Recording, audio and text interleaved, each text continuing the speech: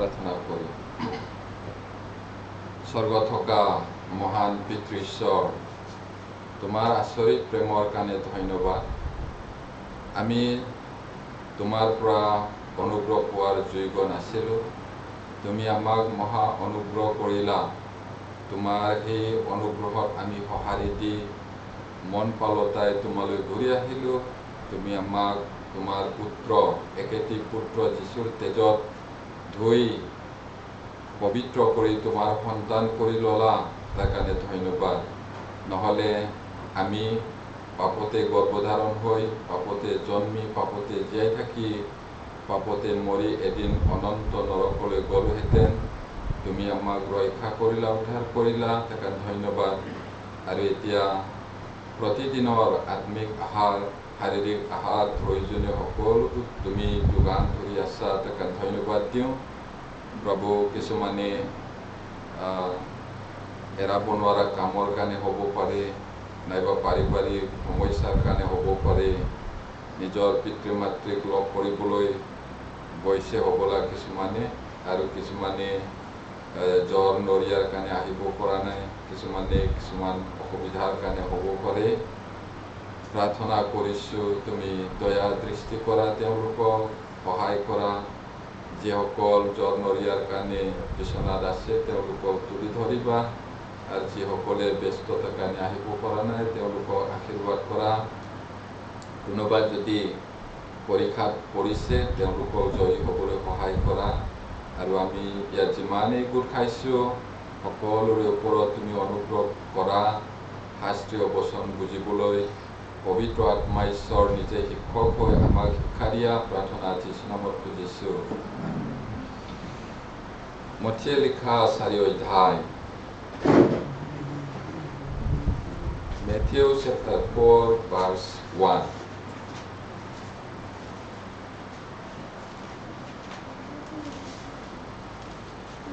Matthew chapter 4 verse 1 পঢ়িম।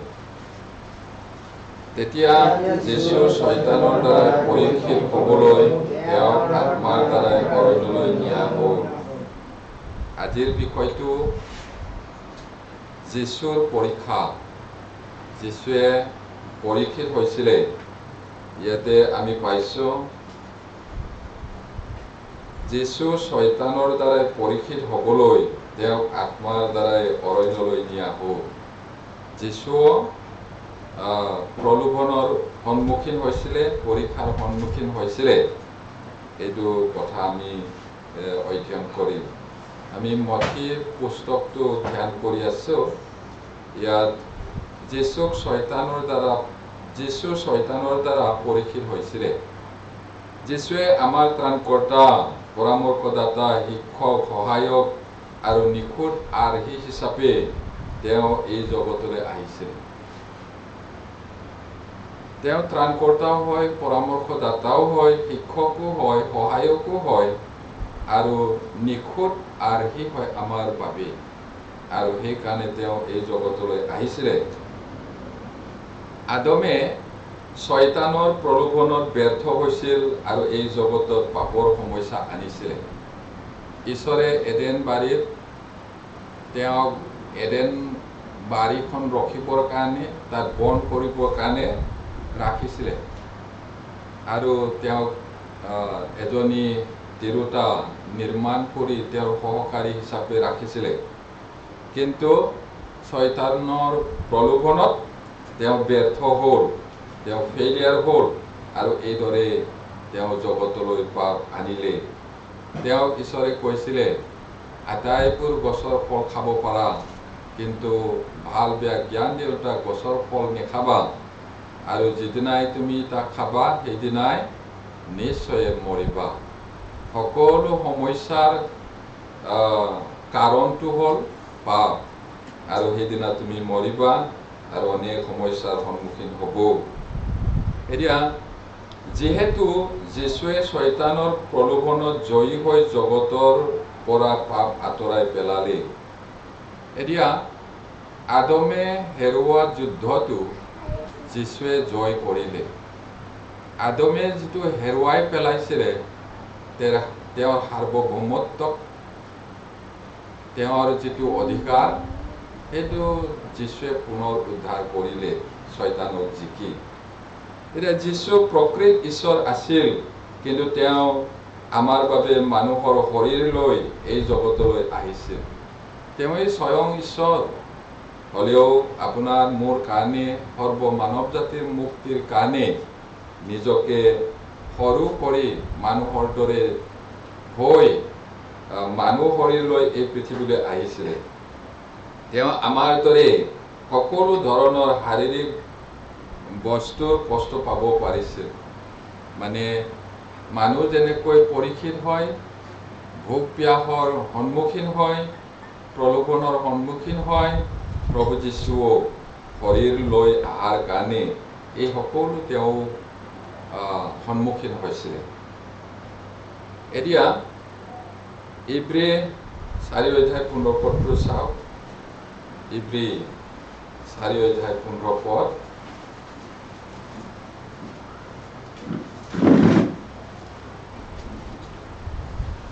ইব্ৰী 4:15 পঢ়িম। কিয়নো আমাৰ যি মহাপুৰুষে তেওঁ যে আমাৰ দুৰ্বলতাত হোৱা দুখত দুখী হ'ব নোৱাৰে এনে নহয়, কিন্তু তেওঁ বিনা পাপে সকলো বিষয়ত আমাৰ দৰে পৰীক্ষিত হৈছিল। ইয়াতে আমি দেখিছোঁ সকলো বিন্দুতে তেওঁ প্ৰলোভিত হৈছিল। আমি যেনেকৈ প্ৰলোভিত হওঁ, আমি যেনেকৈ পৰীক্ষিত হওঁ, প্ৰভু তেনেকৈ পৰীক্ষিত হৈছিলে। যেনেকৈ আমাৰ শৰীৰটো দুৰ্বল, তেওঁ সম্পূৰ্ণ মানুহ শৰীৰ লৈ আহিছিলে। তেওঁৰো ভোক লাগিছিল, পিয়াহ লাগিছিল, ভাগৰ লাগিছিল, আবেগ আছিলে আমাৰ দৰে। আৰু ইয়াত তেওঁ আমাৰ দুৰ্বলতাত হোৱা দুখত দুখীত হ'ব নোৱাৰে এনে নহয়, কিন্তু তেওঁ বিনা পাপে সকলো বিষয়ত আমাৰ দৰে পৰীক্ষিত হৈছিল। তেওঁৰ কোনো পাপ নাই, হ'লেও আমাৰ দৰে তেওঁ পৰীক্ষিত হৈছিল সেইটো কৈছে। এতিয়া বহু সময়ত শাৰীৰিক দুৰ্বলতাৰ বাবে মানুহ পাপ কৰে। আনকি যীশুৱেও শাৰীৰিক দুৰ্বলতা ভোগ কৰিছিল, তেওঁ পাপ কৰা নাছিল। তেওঁৰ যদিও দুৰ্বল শৰীৰ, মানৱ শৰীৰ তেওঁ গ্ৰহণ কৰিছিলে, তথাপি তেওঁ জীৱনত এবাৰো পাপ কৰা নাই। তেওঁ নিষ্কলংক। এই কথাটো আকৌ কুমাৰীৰ জন্মত যাব লাগিব। আমি ইউথবিলাকে ক্লাছ কৰি আছোঁ, ইউথৰ ছাবজেক্টত কুমাৰীৰ জন্ম, ভাৰ্জিন বাৰ্থ, এই কথাটো আমি শিকি আছোঁ। এতিয়া যীশুৰ মানুহ মাহে আছে। মাকৰ পৰা মানুহ শৰীৰটো পাইছে, মানুহ স্বভাৱটো পাইছে। বাপেকৰ পৰা পাপ স্বভাৱটো অহা নাই। সেইটো কাৰণে যীশু সম্পূৰ্ণ বেলেগ। এতিয়া হ'লেও মানুহ শৰীৰ ধাৰণ কৰিছিল যদিও তেওঁ কেতিয়াও পাপ কৰা নাছিল। এতিয়া ইফিচিয়া 2:18 চাওক।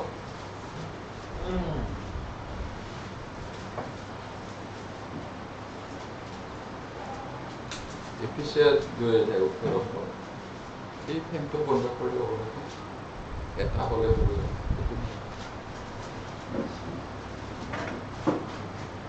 এতিয়া ইফিচিয়া 2:18 পঢ়ে।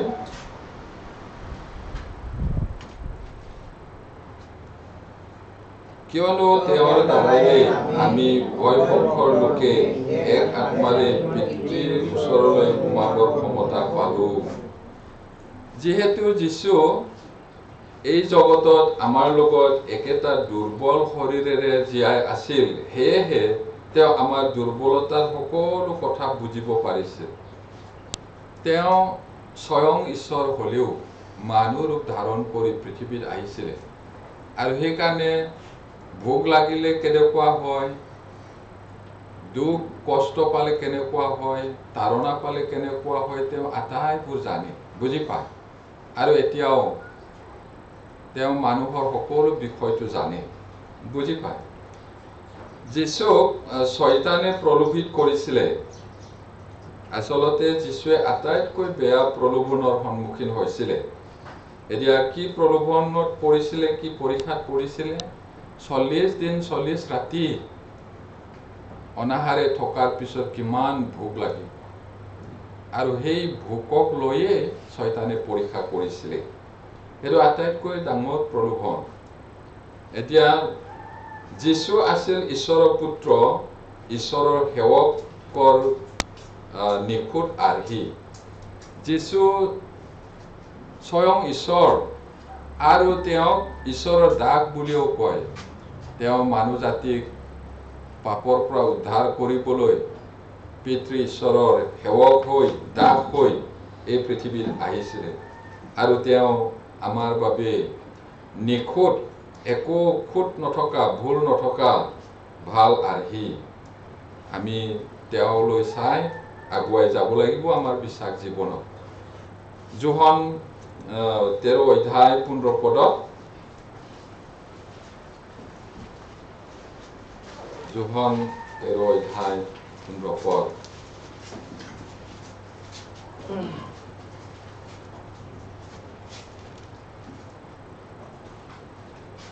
পঢ়িম কিয়নো মই তোমালোকলৈ যিদৰে কৰিলো তোমালোকেও যেন এইদৰে কৰা সেইকাৰণে তোমালোকলৈ আৰ্হি দেখুৱালো এতিয়া প্ৰভু যীশুৱে কি কৈছিলে মই তোমালোকলৈ যিদৰে কৰিলো কি কৰিছিলে তেওঁ শিষ্যবিলাকৰ ভৰিটো ধুৱাই দিছিলে তেওঁ কি কৰিছিলে ৰোগীয়াবিলাকক দুখীয়াবিলাকক মৰম কৰিছিলে আৰু সুবাৰ্তা প্ৰচাৰ কৰিছিলে যিবিলাকে তেওঁৰ ওচৰলৈ কাষ চাপিছিলে তেওঁলোকক কেতিয়াও তেওঁ না কৰা নাছিল আৰু শেষত তেওঁৰ শিষ্যবিলাকৰ ভৰি ধুৱাই দিলে সেইকাৰণে মই তোমালোকলৈ যিদৰে কৰিলো তোমালোকে যেন সেইদৰে কৰা এইকাৰণে তোমালোকক আৰ্হি মডেল ৰাখিলো তেওঁ শত্ৰুকো প্ৰেম কৰা বুলি কৈছিলে আৰু কেৱল কথা মাত্ৰ ক'লে তেনেকুৱা নহয় আমাৰ প্ৰভু কথাও কয় কামো কৰে কথাই কামে মিলি যায় আৰু তেওঁক যদি আমি প্ৰভু বুলি কৈছো আমাৰ কথা আৰু আচৰণটো একে হ'ব লাগিব তেওঁক কি কৈছিলে তোমালোকে শত্ৰুক প্ৰেম কৰা প্ৰভু যীশুৱে প্ৰেম কৰিলে নে নাই অনেক উদাহৰণ আছে তেওঁক আক্ৰমণ কৰাবিলাককো তেওঁ প্ৰতি আক্ৰমণ কৰা নাই ক্ৰুচৰ ওপৰত হে পিতৃ এওঁবিলাকক ক্ষমা কৰা এওঁবিলাকে কি কৰিছে তাক নাজানে বুলি প্ৰাৰ্থনা কৰিছে আৰু ঘোৰ শত্ৰু ভয়ানক শত্ৰু যিজনে তেওঁ বিক্ৰী কৰিব তাকো শেষলৈকে মৰম কৰিছিল আমি পাৰিছোনে পাৰিমনে আমিতো অন্তৰ্যামী নহওঁ তথাপি কোনোবাই আমাৰ বিৰুদ্ধে আপোনাৰ বিৰুদ্ধে কথা ক'লে চাই ল'ম ৰতা এনেকুৱা প্ৰতিশোধ পৰায়ণ মন আছে কিন্তু যীশুৱে জানে আদিৰে পৰা জানি গৈছে আৰম্ভণিৰ পৰাই জানে ইস্কৰিয়তীয়া যিহুদাটো বিশ্বাসী নহয় তোমালোক আটাই সুচি কিন্তু সকলো সুচি নহয় এই বুলি কৈছিলে এজনটো অসুচি আছে অপবিত্ৰ সেইটো কৈছিলে আৰু তেওঁ মৰম কৰিছিলে শেষলৈকে মৰম কৰিছে বুলি কৈছে এতিয়া ফাইনেল ৰাতি তেওঁ কৈছিলে তোমালোকৰ মাজত এজনে মোক বিক্ৰী কৰিব প্ৰতাৰণা কৰিব one of you will betray me এইটো বহুত দুখেৰে কৈছিলে তেতিয়া আটাইবোৰ শিষ্যবিলাকৰ মনত দুখ লাগিল আৰু তেওঁলোকে ক'লে সেইজন মই নেকি প্ৰভু বুলি কিন্তু ইস্কৰিয়তীয়া যিহুদাই কি ক'লে ৰব্বী সেইজন মই নেকি বুলি প্ৰভু ৰব্বীটো বেলেগ হয় ৰব্বী মানে জাষ্ট স্কুল মাষ্টৰক ছাৰ কোৱা নিচিনা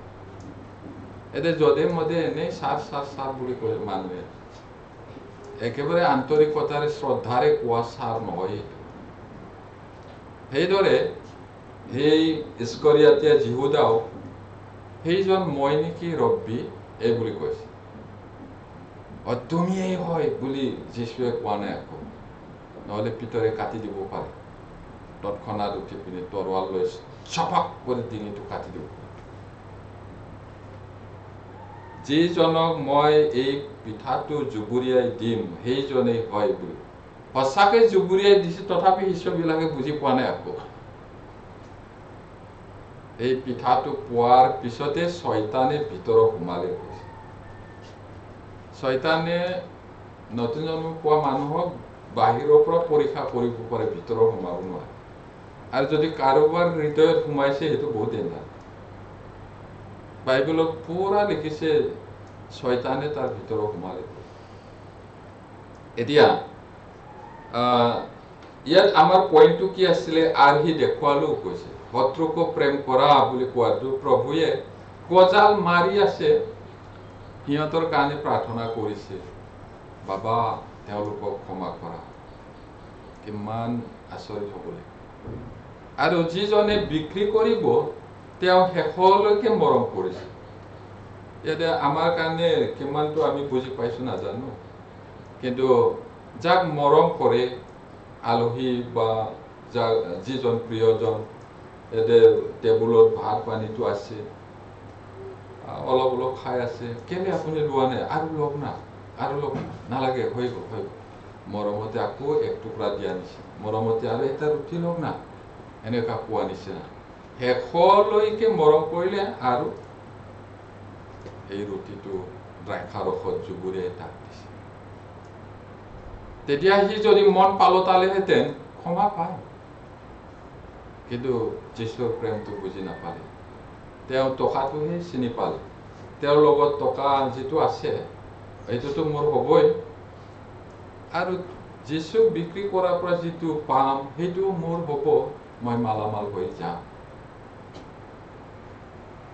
তেওঁৰ মনটো টকাত আছিলে আত্মিক চকুটো অন্ধ সেইটোৰ কাৰণে কিমান সাৱধান হ'ব লাগিব টকা পইচাৰ বিষয়ে সেইটো এতিয়া গতিকে আমি চাব লাগিব যীশুৱে কেনেকৈ প্ৰলোভন সহ্য কৰিছিল আৰু জয়ী হৈছিল প্ৰলোভন পৰীক্ষা সেই পৰীক্ষা যীশুৰ জীৱনত আহিছিলে সেইটো কেনেকৈ তেওঁ জয়ী হ'ল টেম্পটেশ্যন বিলাক কেনেকৈ তেওঁ জয়ী হ'ল সেইটো আমি চাব লাগিব এতিয়া আৰু আমি যীশুক অনুকৰণ কৰিব লাগিব যীশুৰ জীৱনত পৰীক্ষা আহিছিলে শয়তানে কিমান পৰীক্ষা কৰিছিল মোক দণ্ডৱতে প্ৰণাম কৰিলে গোটেই পৃথিৱীৰ ঐশ্বৰ্যটো মই তোমাক দিম কাৰণ মোৰ ক্ষমতা আছে যাক দিবলৈ যিজনক মই দিবলৈ মন তাক দিব পাৰোঁ সেইকাৰণে দেৱতা পূজা কৰা মানুহবিলাক বহুত ধনী এতিয়া আমি তেওঁ কেনেকৈ পৰীক্ষাক জয় কৰিলে নানান পৰীক্ষা তেওঁ কেনেকৈ জয়ী হৈ গ'ল তাক আমি চাব লাগিব তেওঁৰ খোজৰ অনুগামী হ'ব লাগিব আমি যীশুৱে শয়তানৰ প্ৰলোভনত জয়ী হৈছিলে শয়তানে যীশুক তিনিবাৰ পৰীক্ষা কৰিছিলে শয়তানে প্ৰলোভনত তিনিটা বস্তু ব্যৱহাৰ কৰিছে টেম্পটেশ্যনত তিনিটা বস্তু ব্যৱহাৰ কৰিছিল এইটো কি হয় প্ৰথম যোহন 2:16 পদ প্ৰথম যোহন 2:16 পদ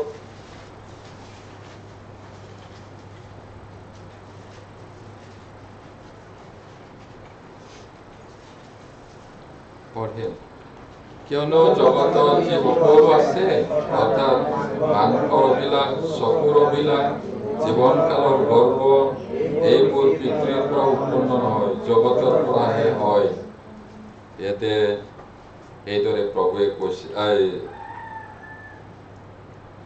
জগতত যি সকলো আছে এইটো মাংসৰ অভিলাষ পাপৰ অভিলাষ পাপে বিচৰাটো পাপে হাবিয়া কৰাটো এইটো চকুৰ অভিলাষ চকুৱে অভিলাষ কৰাটো আৰু জীৱনৰ অহংকাৰ সেইবিলাক ঈশ্বৰৰ পৰা নহয় জগতৰ পৰাহে হয় পিতৃৰ পৰা নহয় ঈশ্বৰৰ পৰা নহয় জগতৰ পৰা হয় মানে শয়তানৰ পৰাহে হয় এতিয়া মাংসৰ অভিলাষ বুলি কৈছে মাংসৰ অভিলাষ তেতিয়া শয়তানে কিদৰে কৈছিলে আমাৰ মেইন টেক্সট আমি 4 অধ্যায়টো চাইছোঁ 4 অধ্যায়তে শয়তানে যীশুক পৰীক্ষা কৰিছিলে তাত বহুত কথাটো আছে মই পঢ়ি দিছোঁ তাতে শয়তানে কি কৈছিলে তেতিয়া পৰীক্ষকে ওচৰলৈ আহি তেওঁ ক'লে তুমি যদি ঈশ্বৰৰ পুত্ৰ হোৱা তেন্তে এই শিলবোৰ পিঠা হ'বলৈ আজ্ঞা দিয়া 40 দিন 40 ৰাতি নোখোৱাৰ পিছত লঘোণে থকাৰ পিছত কিমান ভোক লাগিব লেবেজান হৈ যাব যিছুৰ মানুহ শৰীৰহে হয় ভোক লাগিছিলে একেবাৰে আধা মৰা ভোক সেই সময়ত শয়তানে জানে যিছুৰ কি দুৰ্বলতা সেই সময়ত শয়তানে মানুহৰ দুৰ্বলতাটো জানে আৰু সেইমতেহে পৰীক্ষা কৰে ইয়াত এই শিলবোৰক পিঠা হ'বলৈ আদেশ দিয়া এই বুলি কৈছে তুমি যদি সঁচাকৈ ঈশ্বৰৰ পুত্ৰ হয় কেলে ইমান ভোকত লেবেজান হৈছা কেলে আধা মৰা হৈছা তুমি দেখোন মৰিবলৈ হৈছা এই শিলবোৰক পিঠা হ'বলৈ আজ্ঞা দিয়া আৰু খোৱা সেইটো কৈছে শয়তানে ভালদৰে জানিছিলে 40 দিন উপবাসৰ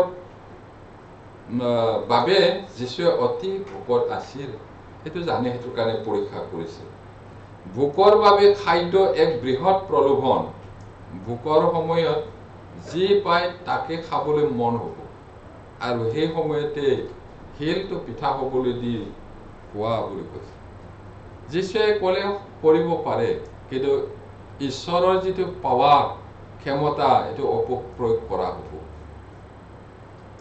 সেইটো আৰু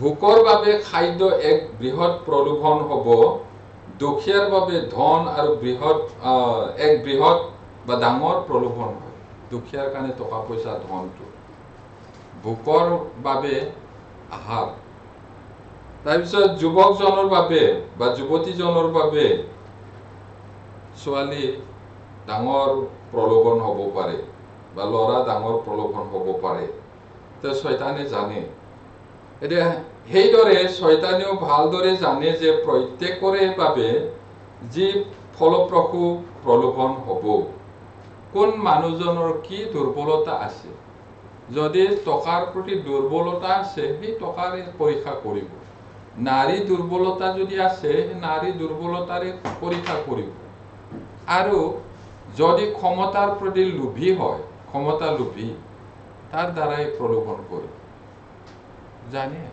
ভাল শয়তানৰ বয়সটো বহুত শয়তানৰ পাৱাৰটো বহুত এতিয়া শয়তানে প্ৰত্যেকৰে অৱস্থা ভালদৰে জানে আৰু শয়তানে প্ৰলোভনৰ বাবে উত্তম সময় বিচাৰিছে সময় চুপ দি খাপ দি থাকে কৈছে সিংহৰ দৰে খাপ দি থাকে সিংহ এনেকা চাই থাকে মনে মনে নেগুৰটো লাহেকে লৰাই থাকে এম কৰে নেগুৰটো লৰাই টাইম আহিলে জাপ মাৰি দিম ধৰা লগে লগে এইটোহে কামৰে নহয় জানো শয়তানেও ভালকৈ জানে আৰু চুপ লৈ থাকে এতিয়া উদাহৰণস্বৰূপে আমি চাব পাৰোঁ দাউদক শয়তানে বিচাৰি আছে কেনেকৈ তাক পৰীক্ষাত পেলাম এদিন আবেলি গোৱাৰ পৰা উঠি পিনি ইফালে অলপমান দিনত শুলে কেনেবা লাগে নহয় জানো তাৰপিছত ইফালে ঘূৰিলে বেতছেবাই গা ধুই থকাটো দেখি এই তাতে প্ৰলোভন কৰিলে আৰু মহাপাপত পেলালে নহয় জানো শয়তানটো ভালকে জানে এতিয়া এইদৰে তেওঁ প্ৰলোভিত হৈছিল আৰু পাপত পৰিছিল শয়তানে যীশুৰ শিষ্যসকলক বিচাৰিছিল দাউদ ঈশ্বৰৰ প্ৰিয় পাত্ৰ আছিলে সেইকাৰণে তেওঁ পাপত পেলালে আৰু যীশুৰ শিষ্যবিলাকক কোন সময়ত কেনেকৈ পৰীক্ষাত পেলাম এইটো বিচাৰি আছিলে জিহুদাৰ দুৰ্বলতাটো আছিলে টকা তেওঁ ভৰালি আছিলে আৰু বাইবেলত লিখিছে সদায় চুৰ কৰি ভঁৰালৰ পৰা খায় তেওঁৰ দুৰ্বলতাটো টকা আৰু কেনেকৈ টকা পাম সেইটো আছিলে সেইটো কাৰণে শয়তানে তেওঁক পৰীক্ষাত পেলা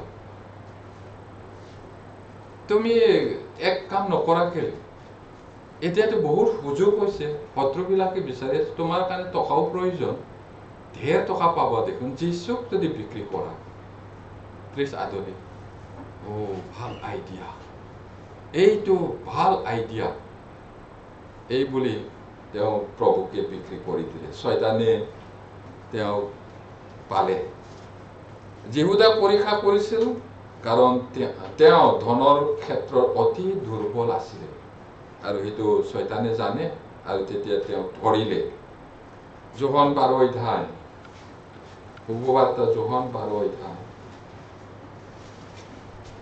আমি যে ঈশ্বৰৰ বাক্যটো শুনি আছো এটো আমি যেন তেওঁলোকৰ দৰে নহয় সাৱধান বাণীহে হয় এটো কথা মনত ৰাখা উচিত যোহন 12 অধ্যায় 4-5 পদ পঢ়িম তেতিয়া তেওঁৰ বিশ্ববিলাকৰ মাজৰ যিজনে তেওঁ শত্ৰুৰ হাতত উদ্ধাৰ দিব এই ইস্কৰিয়তে যিহুদাই ক'লে এই তেওঁ 300 আদুলিলৈ বেছি দৰিদ্ৰবিলাকক কিয় দান কৰা নহ'ল কিন্তু ইফালে যদি পঢ়ো কি কৈছে ইয়াত তেওঁ যে দৰিদ্ৰবিলাকলৈ চিন্তা কৰিলে এনে নহয় কিন্তু তেওঁ চোৰ আৰু তেওঁৰ হাতত থকা ধনৰ জুলুঙা থকা তাৰ ভিতৰত যিটো দিয়া যায় তা হৰণ কৰে এই কাৰণে তেওঁ এই কথা ক'লে হৰণ মানে অপহৰণ কোৱা নিচিনা এইটো চুৰ কৰি খায়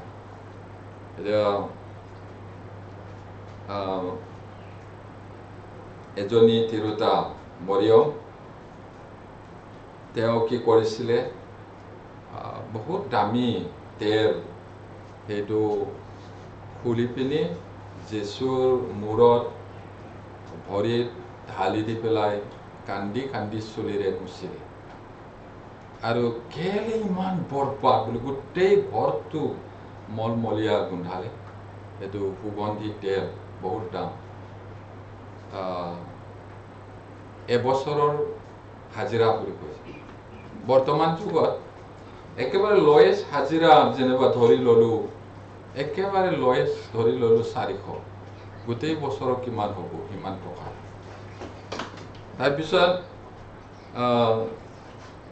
বৰবাদ কৰিছে বুলি কৈছে এইটো বিক্ৰী কৰিবলৈ দুখীয়াবিলাকক দিব পাৰিলেহেঁতেন কেলে এনেকৈ বৰবাদ কৰিলে কিন্তু সি যে দুখীয়াৰ কাৰণে চিন্তা কৰিছে এনেকুৱা নহয় বুলি কৈছে সেই ধনৰ ভঁৰালত সি ভঁৰালি হোৱাৰ কাৰণে তাত মানুহে যিটো দান দিয়ে সেইটো ঈশ্বৰ কৰি থাকে সেইটোৰ কাৰণে ৱাও 300 আদুলিত বিক্ৰী কৰালে 300 আদুলি যদি ভঁৰালত দিয়া হ'লে মই কিমান পালোহেঁতেন এইটোৰ কাৰণেহে চিন্তা কৰিছে কিন্তু যীশুৱে কৈছে এইটো মোৰ মৃত্যুৰ কাৰণেহে কৰিছে তাইক এৰি দিয়া এনে তোমালোকৰ লগত সদায় দৰিদ্ৰ মানুহ থাকিব মই হলে সদায় নাথাকিম আৰু মৰিয়মে কেলে সেইটো কৰিছিলে ঈশ্বৰৰ বাক্যটো ভালকৈ শুনিছে আৰু বুজি পাইছে প্ৰভু যীশু মৰিবলৈ বেছি দিন নাই মৰা সময়ত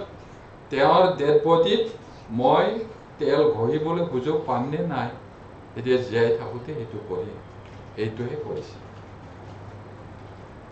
সেইটো কাৰণে ঈশ্বৰৰ বাক্য শুনাতেও কোনোবাই আশীৰ্বাদ পায় কোনোবাই নাপায় কেলে এইটো মৰিয়মো শুনি আছে বাকীবিলাকেও শুনি আছিলে কিন্তু মৰিয়মে ঈশ্বৰৰ মাতটো আত্মিক কাণেৰে ভালকৈ বুজি পাইছে প্ৰভু মৰিব আৰু তেতিয়া মই লগ পাম নে নাই সেইটো কাৰণে সেইটো কৰিছে এতিয়া ইয়াত ইস্কৰিয়তেই কোৱাটো বৰ ভাল যেন লাগে কেলে হানি কৰিছে কেলে বৰবাদ কৰিছে ইমানবোৰ টকা সেইটো বিক্ৰী কৰি দুখীয়াবিলাকো দিব পাৰিলেহেঁতেন বুলি কিন্তু নিজৰ স্বাৰ্থৰ কাৰণেহে তেওঁ ভাবিছিল বহুত আচলতে টকা বহুত প্ৰবল প্ৰলোভন এইটো টেম্পটেশ্যনটো বহুত ষ্ট্ৰং হয় টকা কিয় টকা অবিহনে মানুহে মাংসৰ কামনা উপভোগ কৰিব নোৱাৰে টকা পইচা নহ'লে আমি যাতায়াত কৰিব নোৱাৰো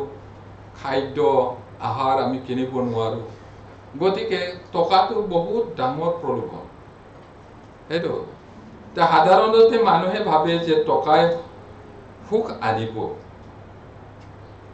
সুখ শান্তি আনিব বুলি ভাবে গতিকে তেওঁলোকে ডাঙৰ ডাঙৰ টকা থকাৰ সপোন দেখে বহুত টকা জমা কৰা বহুত টকা পোৱাৰ সপোনটো দেখে সপোনৰ একেবাৰে পাখি মেলি যায় মই ইমান টকা পাম জমা কৰিম এনেকুৱা হ'ম তেনেকুৱা হ'ম বুলি কিন্তু টকাই মানুহৰ জীৱনৰ সুখ নানে শান্তি নানে টকা থকাবিলাকে শুব নোৱাৰে বাইবেলতে লিখা আছে যিবিলাক ধনে সিহঁতক টোপনি যাব নিদিয়ে আৰু বাস্তৱতো আপোনালোকেও যদি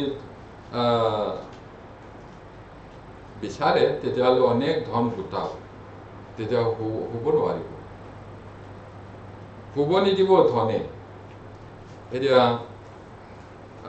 বাইবেলে কি কৈছে আমাক ধনৱন্ত হ'বলৈ যিবিলাকে ইচ্ছা কৰে তেওঁলোকে পৰীক্ষাত পৰে আৰু ফান্দত পৰে নানা ধৰণৰ হানিজনক অভিলাষত পৰি যায় এতিয়া যিবোৰে সেইবোৰে তেওঁলোকক ধ্বংস আৰু বিনাশলৈ লৈ যায় টকাটো লাগে জীৱিকাৰ কাৰণে কাপোৰ কানি স্কুল কলেজ এডুকেশ্যনৰ কাৰণে আমাক লাগে জীয়াই থাকিবলৈ কিন্তু বেগাই ধনী হ'বলৈ যদি বিচাৰে অহৎ উপায়েৰে যদি তাক অৰ্জন কৰিবলৈ চেষ্টা কৰে তেতিয়াহ'লে সেইবোৰে বিনাশৰ ঠাইলৈ লৈ যাব তেন্তে প্ৰলোভনৰ পৰা হাত সাৰিবলৈ আমাৰ কেনেকুৱা হৃদয় থকা উচিত আমাৰ জীৱনত টেম্পটেশ্যন আহিব তেতিয়াহ'লে আমাৰ কেনেকুৱা মন আমাৰ কেনেকুৱা হৃদয় থকা উচিত সেই পৰীক্ষাৰ পৰা বাচিবলৈ কেনেকে পাৰিম আমি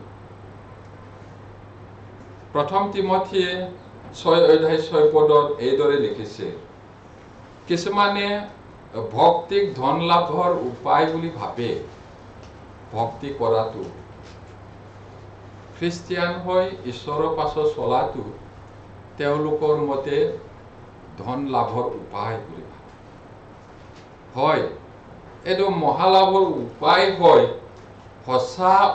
সঁচাকৈ যদি আমি তেওঁ সেৱা কৰোঁ এইটো কৈছে আমি তালৈ যাওঁ 6 প্ৰথম তিমথী 6:6 8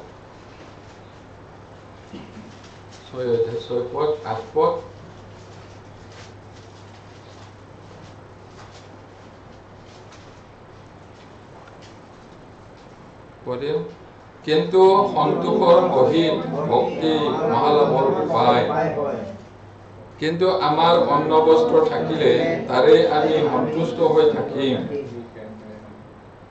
এতিয়া কিছুমান মানুহ ওপৰত যদি আমি চাওঁ তেওঁলোকে কিহৰ কাৰণে তেওঁলোকে পাপত পৰে এইটো কৈছে অসূয়া বিবাদ নিন্দা শুভামনা ভ্ৰষ্ট হোৱা সত্যহীন হোৱা মানুহবিলাকৰ দ্বন্দ্ব কাজিয়া উৎপন্ন হয় এনেকুৱা লোকবিলাকে ভক্তিক লাভৰ উপায় বুলি ভাবে এইটো কৈছে তাৰমানে খ্ৰীষ্টিয়ান হোৱা মানে তেওঁলোকে ভাবিছে টকা পাব বুলি আশীৰ্বাদ পাব বহুত মানুহে মিছনৰ কাম পাবলৈ বিচাৰে মিছনৰ তাত সোমালে এমপ্লয়মেণ্ট প্ৰব্লেমটো সলভ হ'ব এই বুলিহে ধাৰ প্ৰচাৰক হ'বলৈ কিবা হ'বলৈ মানুহে সোমাইছে নতুন জন্ম নোপোৱাকৈ যদি সেইটো কৰে সি নিজেও নৰকত যাব আৰু তেওঁৰ দ্বাৰাই খ্ৰীষ্টিয়ান হোৱাবিলাকো নৰকলৈ যাব আৰু তেনেকুৱা মানুহটো অনেক আছে এইটো ধন লাভৰ উপায় নহয় কিন্তু সঁচাকৈ পৰিত্ৰাণ পাই পিনি যদি ভক্তিৰে ঈশ্বৰৰ সেৱা কৰে পৰিচৰ্যা কৰে মহালাভ আছে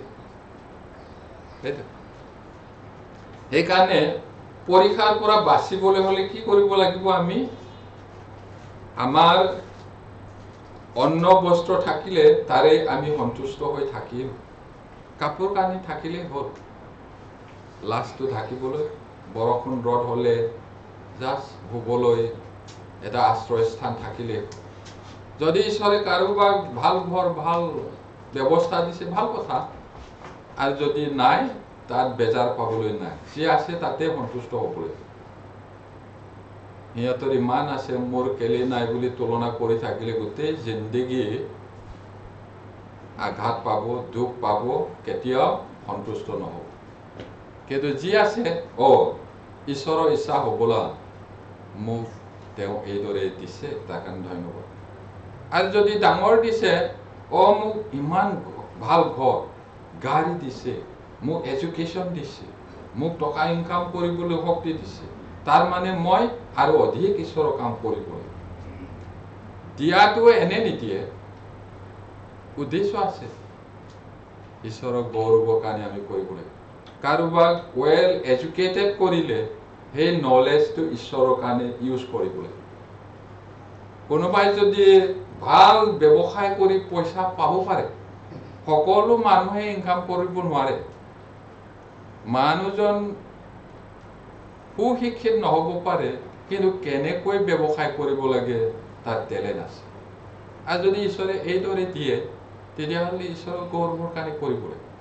আৰু যদি আমাৰ একোৱে নাই মই কৰিব নোৱাৰো তেতিয়াহ'লে সিমানতে সন্তুষ্ট হৈ ঈশ্বৰৰ গৌৰৱৰ কাৰণে জীয়াই থাকিব লাগে নহ'লে অধিক আৰু আনৰ লগত তুলনা কৰিলে দুখ পাব কেতিয়াও সন্তুষ্ট নহব সেইকাৰণে বাইবেলে কৈছে কিন্তু আমাৰ অন্ন বস্ত্ৰ থাকিলে অন্ন মানে ভাত পানী বস্ত্ৰ কাপোৰ কানি এইটো থাকিলে তাৰে আমি সন্তুষ্ট হৈ থাকিম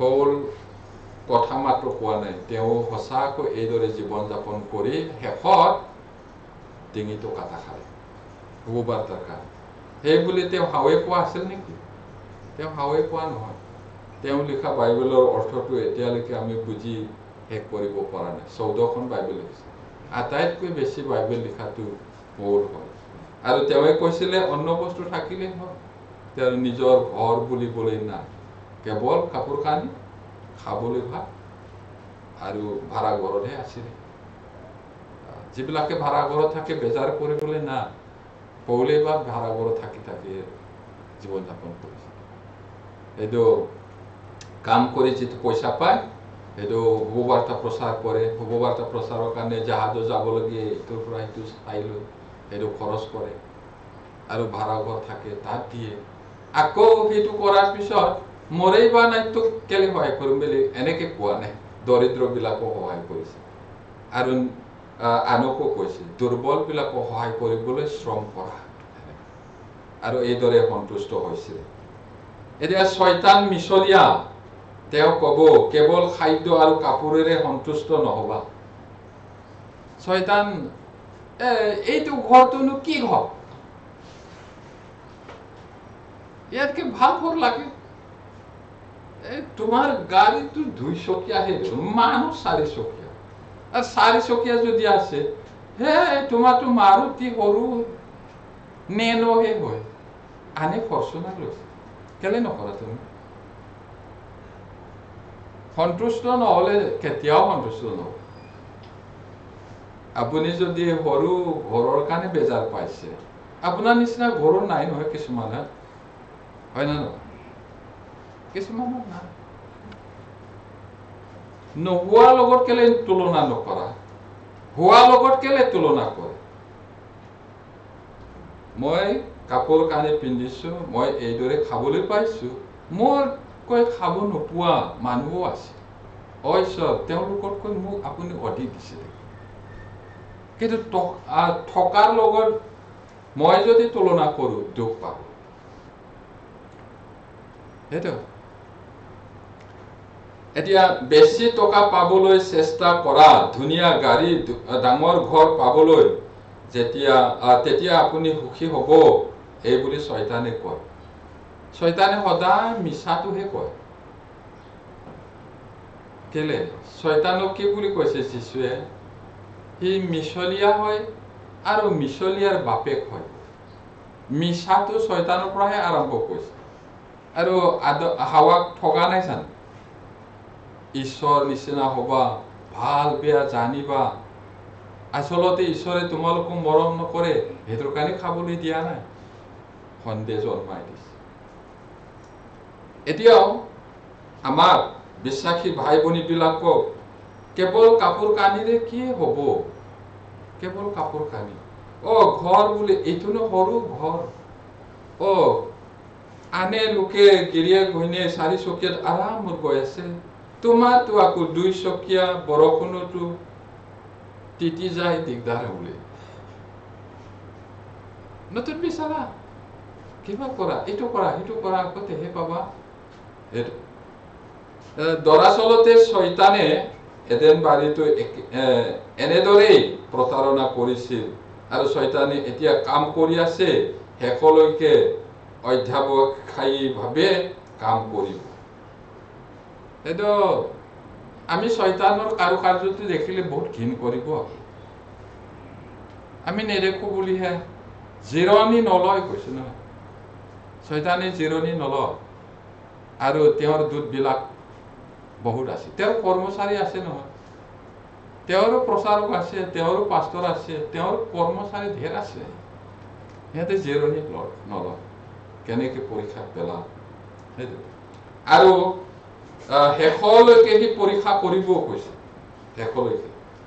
এতিয়া মথি 4:4 চাওকচোন বেকাৰ, মথি 4:4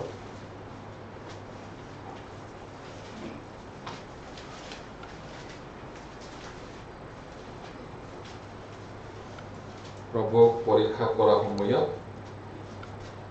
এতিয়া কৰিম, তাতে তেওঁ উত্তৰ দি ক'লে, মানুহ কেৱল পিঠাৰে নিজিব, কিন্তু ঈশ্বৰৰ মুখৰ পৰা ওলোৱা প্ৰত্যেক বাক্যেৰে জীৱ, এই বুলি লিখা আছে। প্ৰভু যীশুৱে শয়তানৰ পৰীক্ষাক জিকিবৰ কাৰণে, জয়ী হ'বৰ কাৰণে বাক্যহে ব্যৱহাৰ কৰিছিলে। যীশুৱে উত্তৰ দি শয়তানক কৈছিলে, মানুহ কেৱল পিঠাৰে নিজিব। পিঠা মানে ৰুটি, ভাতেৰে মাত্ৰ নিজিয়ে, কিন্তু ঈশ্বৰৰ মুখৰ পৰা ওলোৱা প্ৰতিটো কথাৰেহে, বাক্যেৰেহে জীৱ, এই বুলি লিখা আছে। যীশু নিশ্চয় বাইবেল বহুত পঢ়িছিল। যীশুৱে দ্বিতীয় বিৱৰণটো বেছিভাগ কট কৰিছে, উদ্ধৃত কৰিছে তাৰ পৰা। এতিয়া যীশুৱে ঈশ্বৰৰ বাক্যেৰে প্ৰথম প্ৰলোভন জয় কৰিলে। বাইবেলত লিখা আছে, মানুহ কেৱল পিঠাৰে নিজিয়ে, ঈশ্বৰৰ বাক্য, ঈশ্বৰৰ কথাৰেহে জীৱ, সেইটো লিখা আছে। এতিয়া ৰুটি বা ভাত জীয়াই থাকিবলৈ প্ৰয়োজনীয় বস্তু, অত্যাৱশ্যকীয় বস্তু হয় মানুহৰ কাৰণে। আনকি খ্ৰীষ্টিয়ানসকলকো আমাক প্ৰতিদিনে জীয়াই থাকিবলৈ পিঠাৰ প্ৰয়োজন হয়। মই নতুন জন্ম পালো বুলি ভাত নোখোৱাকৈতো থাকিব নোৱাৰো, কিন্তু ভাতেই মাত্ৰ যথেষ্ট নহয়। খ্ৰীষ্টিয়ান হিচাপে জীয়াই থাকিবলৈ শৰীৰৰ কাৰণে ভাত লাগে, আত্মাৰ কাৰণে ঈশ্বৰৰ বাক্য লাগে। এইটো এতিয়া শৰীৰতকৈ আত্মাৰটোহে আৰু বেছি প্ৰয়োজন আমাৰ কাৰণে। তেন্তে এই পদৰ অৰ্থটো কি হয়? ইয়াৰ আমি যিটো পঢ়িলো 4:4 পদ, এই পদৰ অৰ্থটো কি হয়? আমি দৈনিক খাদ্য গ্ৰহণ কৰিব লাগিব, কেৱল শাৰীৰিক খাদ্যই নহয়, আত্মিক খাদ্যও খাব লাগিব। ইয়াৰ অৰ্থ কেৱল পিঠাৰে নিজিয়ে, ঈশ্বৰৰ মুখৰ পৰা ওলোৱা প্ৰতিটো বাক্যেৰেহে জীৱ। এতিয়া কেৱল শৰীৰৰ কাৰণে নহয়, আত্মাৰ খাদ্য আমি প্ৰতিদিনে খাব লাগিব। আচলতে ইয়াতকৈ বেছি গুৰুত্বপূৰ্ণটো কি হয়? শাৰীৰিক খাদ্য এই পৃথিৱীত মাত্ৰ কেইবছৰ মানৰ বাবে উপযোগী হয়। শাৰীৰিক ভাত পানীটো এই পৃথিৱীৰ কাৰণে মাত্ৰ উপযোগী, কেইবছৰ মানৰ কাৰণে। কিন্তু ই আত্মাক সান্তনা দিব নোৱাৰে। শৰীৰৰ খাদ্যই মানুহৰ আত্মাক সান্তনা দিব নোৱাৰে, তৃপ্তি দান কৰিব নোৱাৰে, আৰু শক্তিশালী আত্মা বনাব নোৱাৰে। ভাত পানীটো ভাল ভাল বাছি বাছি ৰুটিন বনাই ডায়েটেৰী কিবা মতে চলিলেও এইটো আত্মাৰ শক্তি বঢ়াব নোৱাৰে, কেৱল শৰীৰৰ কাৰণে হয়।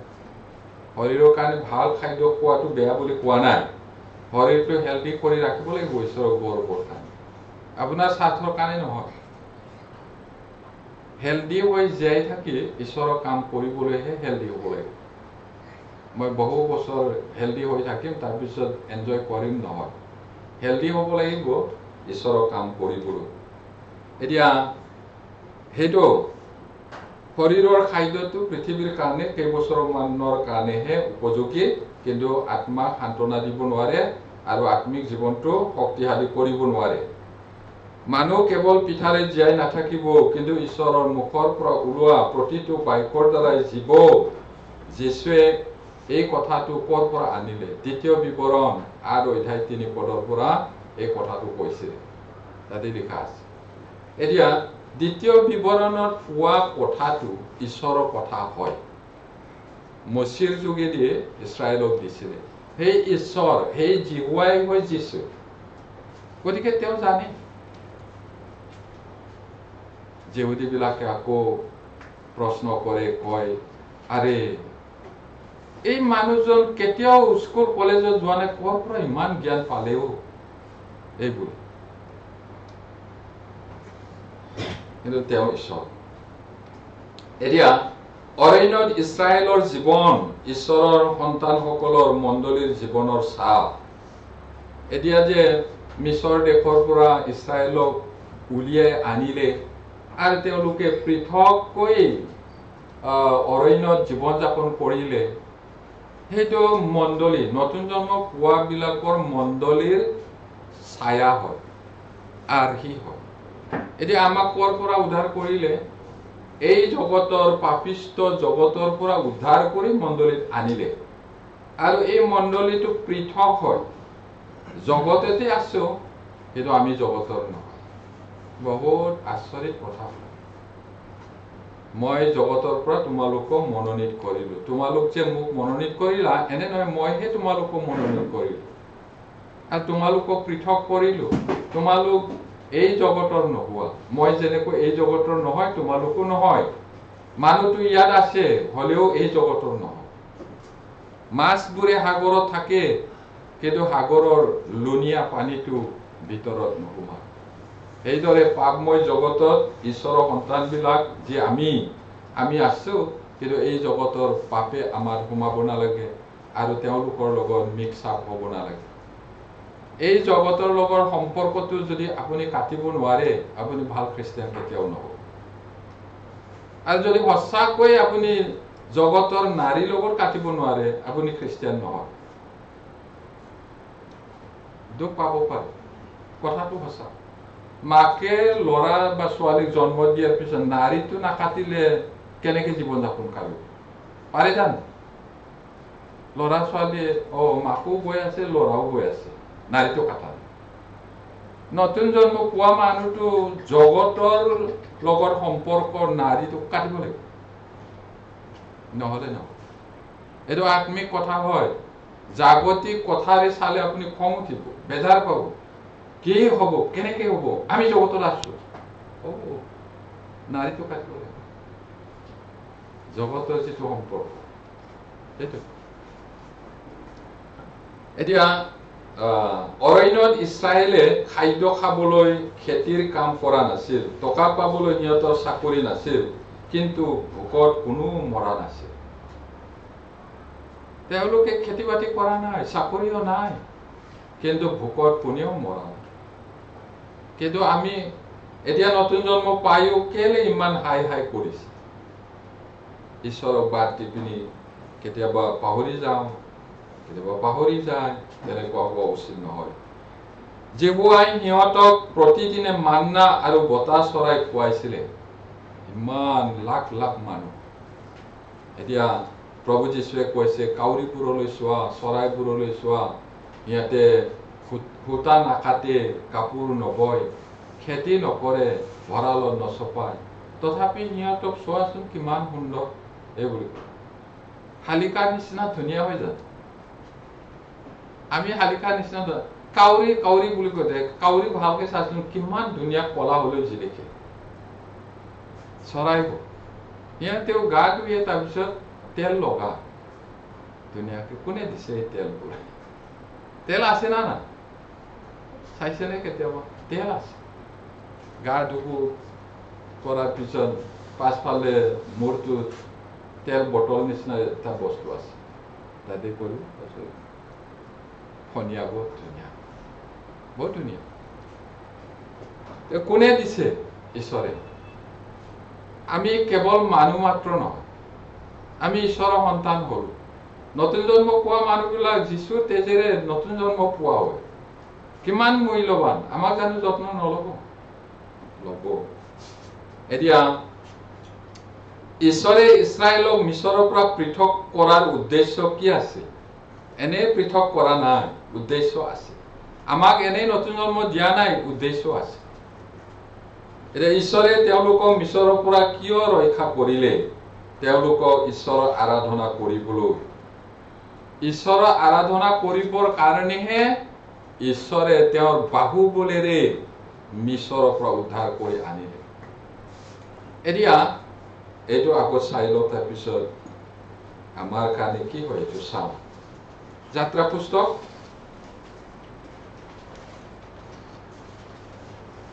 যাত্ৰা পুস্তক 7 অধ্যায় Exodus 7:16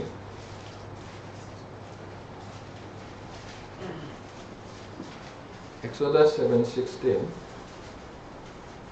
পঢ়িম আৰু তুমি তেওঁক কবা ইছৰাইল বিলাকৰ ঈশ্বৰ যহোৱাই আপোনাৰ ওচৰলৈ মোক কৈ পঠাইছে বোলে অৰণ্যত মোৰ সেৱা কৰিবৰ অৰ্থে মোৰ প্ৰজাবিলাকক এৰি দিয়া কিন্তু চোৱা তুমি এতিয়ালৈকে শুনা নাই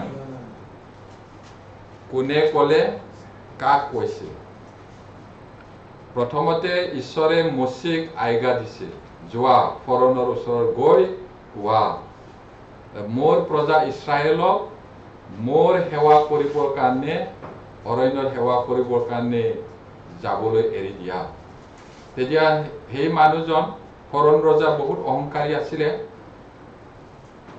জিহুৱা কোন মই নাজানো গুচি যাব বাৰে বাৰে কৈছে তাৰপিছত আকৌ ইয়াত মুচি আকৌ গৈ কৈছিল পিছত এতিয়ালৈকে আপুনি তেওঁলোকক এৰি দিয়া নাই ঈশ্বৰে সেৱা কৰিবলৈ এতিয়া ঈশ্বৰে সেৱা কৰিবৰ কাৰণেহে ঈশ্বৰে তেওঁলোকক উদ্ধাৰ কৰিছিলে আৰু এতিয়া এক পদটো আকৌ চাওক পাছে জিহুৱাই মোচেক ক'লে তুমি ফৰোনৰ ওচৰলৈ সোমাই গৈ তেওঁক কোৱাগৈ যে জিহুৱাই এইদৰে কৈছে মোৰ সেৱা কৰিবৰ অৰ্থে মোৰ প্ৰজাবিলাকক এৰি দিয়া এতিয়া আকৌ কৈছে ঈশ্বৰে একচুৱেলি তেওঁক সেৱা কৰিবৰ কাৰণেহে ইছৰাইলক মাতিছে আৰু মচিয়ে গৈ আকৌ ৰজাক কয় আকৌ 9 অধ্যায় চাওক 9 অধ্যায় 1 পদ পঢ়িম পাছে জিহুৱাই মোচেক ক'লে তুমি ফৰোনৰ ওচৰলৈ সোমাই গৈ তেওঁক কোৱাগৈ এইবিলাকৰ ঈশ্বৰ জিহুৱাই এইদৰে কৈছে মোৰ সেৱা কৰিবৰ অৰ্থে মোৰ প্ৰজাবিলাকক এৰি দিয়া আমি ইয়াতে আটাইবোৰ প্ৰশ্নৰ উত্তৰটো পাইছো কেলৈ ইছৰাইলক ঈশ্বৰে মিছৰ দেশৰ পৰা উদ্ধাৰ কৰিলে তেওঁক সেৱা কৰিবৰ কাৰণে এতিয়া ইছৰাইলে যি কৰিব লাগিছিল সেয়া আছিল ঈশ্বৰক উপাসনা কৰা বলিদান দিয়া কণানলৈ আগবাঢ়ি যোৱা সেইটোৱে আছিল ঈশ্বৰৰ আজ্ঞা আৰু সেইটোৱে আছিল ঈশ্বৰক সন্তুষ্ট কৰাৰ উপায় যিসকলে এই কামবোৰ ভালদৰে কৰে তেওঁলোকক ঈশ্বৰে প্ৰয়োজনীয় সকলো যোগান ধৰে এতিয়া কিয় উদ্ধাৰ কৰিছিলে ঈশ্বৰক উপাসনা কৰিবলৈ আৰু ঈশ্বৰৰ কাৰণে বলি দিবলৈ আৰু এইদৰে ঈশ্বৰে সেৱা কৰি কৰি আগবাঢ়ি গৈ গৈ প্ৰতিগাৰ দেশ কণানলৈ যাবলৈ আৰু এইদৰে যদি কৰে তেতিয়াহ'লে ঈশ্বৰ সন্তুষ্ট হ'ব আৰু ঈশ্বৰে সকলো খাদ্য তেওঁলোকক যোগান ধৰিব এতিয়া আমাক এই জগতৰ পৰা প্ৰভু যীশুৱে নিজৰ জীৱনটো দি পেলাই কিনিলে কিহৰ কাৰণে তেওঁক সেৱা কৰিবলৈ সেৱা কৰা মানে গীৰ্জাত আহি দুইটামান গান গালো হালেলুয়া বুলি ক'লো তাৰপিছত ইয়াৰে কেইটামান লেকচাৰ দিলে ওলাই গ'ল এইটো সেৱা নহয় ইয়াত আমি লেচনটোহে শিকিছো কলেজত কেলে যাওঁ লেচনটো মাষ্টৰৰ পৰা শিকিব স্কুলত কেলে যাওঁ শিকিবলৈ আৰু স্কুলত এখনে কিতাপ লৈ যায় না বহি এটাই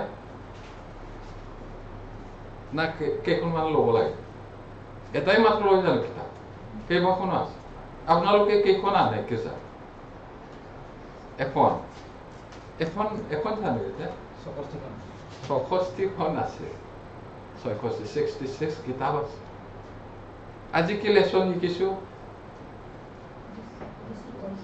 যিশুৰ পৰীক্ষা ঢেৰ সাবজেক্ট আছে আৰু ঢেৰ শিকিলো কিন্তু প্ৰেক্টিচ কৰিছো না নাই এইটোহে আছো এতিয়া আমি ঈশ্বৰৰ সেৱা কৰিবলৈ ঈশ্বৰৰ সেৱা মানে ইয়াতে কথাটো শিকিলো কালিৰ পৰা আমাৰ প্ৰেক্টিকেল লাইফত ঈশ্বৰৰ সেৱা কৰিবলৈ জীয়াই থাকি আমি কলৈ গৈছো কণান মানে এই পৃথিৱীৰ কণান ইছৰাইলটো নহয় স্বৰ্গীয় কণান আৰু আমাৰ অৰণ্যটো কি হয় এই জগতখন অৰণ্যৰ নিচিনা হয় হিংসা ঘৃণা অভাৱ অনাটন তাৰণা বেমাৰ আজাৰ ভূমিকম্প ঢেৰ আছে তাৰে মাজত আমি বিশ্বাস জীৱন যাপন কৰি নানান পৰীক্ষাটো জয় কৰি যাব লাগিব আৰু এই যাত্ৰা সময়ত সুবাৰ্তা প্ৰচাৰ কৰিব লাগিব পৰস্পৰে থাকিব লাগিব সুবাৰ্তাৰ কাৰণে আমি চেক্ৰিফাইচ কৰিব লাগিব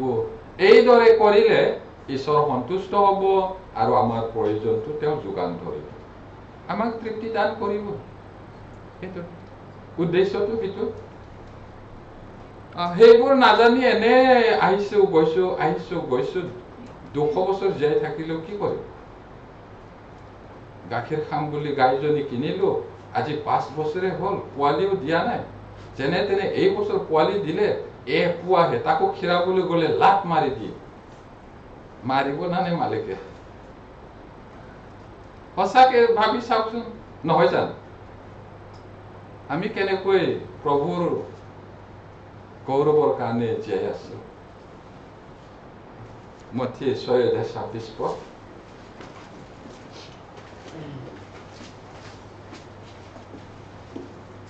Matthew 6:26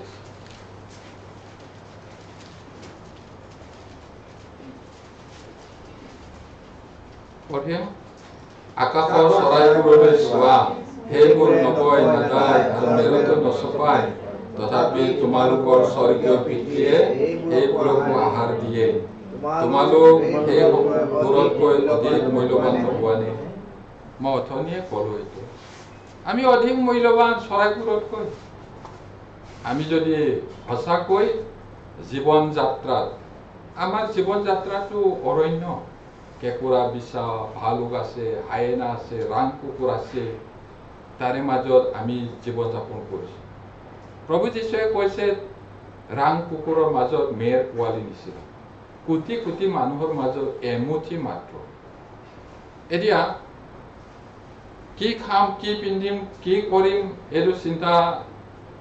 এইটো মাত্ৰ চিন্তা কৰি নহ'ব ঈশ্বৰৰ গৌৰৱৰ কাৰণে যদি আমি কাম কৰো চৰাইবোৰতকৈ আমি মূল্যৱান আৰু আমাক জানো যত্ন নল'ব আমাক জানো নিদিব সেইটো কৈছে তাৰপিছত 33 চাওক verse 33 পঢ়িম কিন্তু তোমালোকে প্ৰথমে তেওঁৰ ৰাজ্য আৰু ধাৰ্মিকতা বিচাৰা তাতে এই সকলো তোমালোকক দিয়া হ'ব ঈশ্বৰে প্ৰভুৱে কোৱাটো exactly literally we have to take it and act it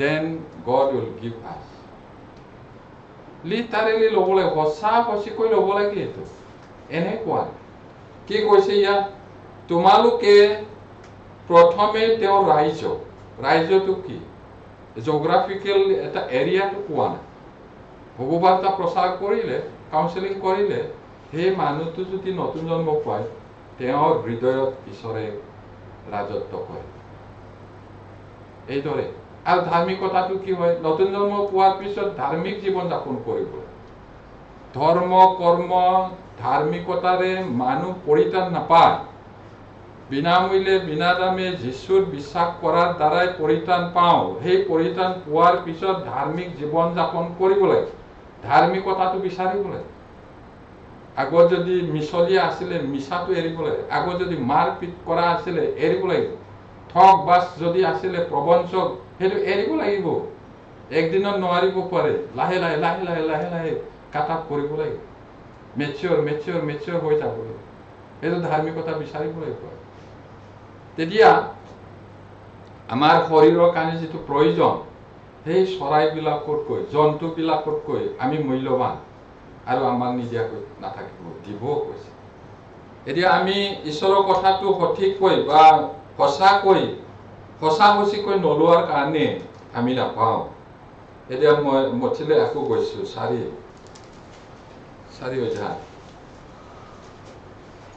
অধ্যায় 5-6 পদ পঢ়িম তেতিয়া শয়তানে তেওঁক পবিত্ৰ নগৰলৈ নি ধৰ্মধামৰ কলচীৰ ওপৰত থৈ তেওঁক ক'লে তুমি যদি ঈশ্বৰৰ পুত্ৰ হোৱা তেনে নিজকে তললৈ নমাই দিয়া কিয়নো লিখা আছে তেওঁ নিজৰ দোষবিলাকৰ তোমাৰ অৰ্থে আজ্ঞা দিব আৰু তোমাৰ ভৰিতে শিলৰ খুন্দা নাখায় এই নিমিত্তে তেওঁবিলাকে তোমাক হাতেৰে দাঙি ধৰিব জীৱনকালৰ গৰ্ব অহংকাৰ এইটো শয়তানে আকৌ বেলেগকৈ পৰীক্ষা কৰিলে ইয়াত মন্দিৰৰ ওপৰৰ পৰা কোনোবাই জঁপিয়াই নামিলে কি হ'ব এইটো জাপ মাৰা বুলি কৈছে যদি এইদৰে জঁপিয়াই তেওঁ গুৰুতৰভাৱে আঘাতপ্ৰাপ্ত হ'ব লাগিব ভৰি হাত ভাঙিব নহ'লে কলিজাটো ফাটি যাব পাৰে ভৰি আৰু বাহু ভাঙিব ইয়াতকৈও বেয়া কথাটো হ'ল তেওঁ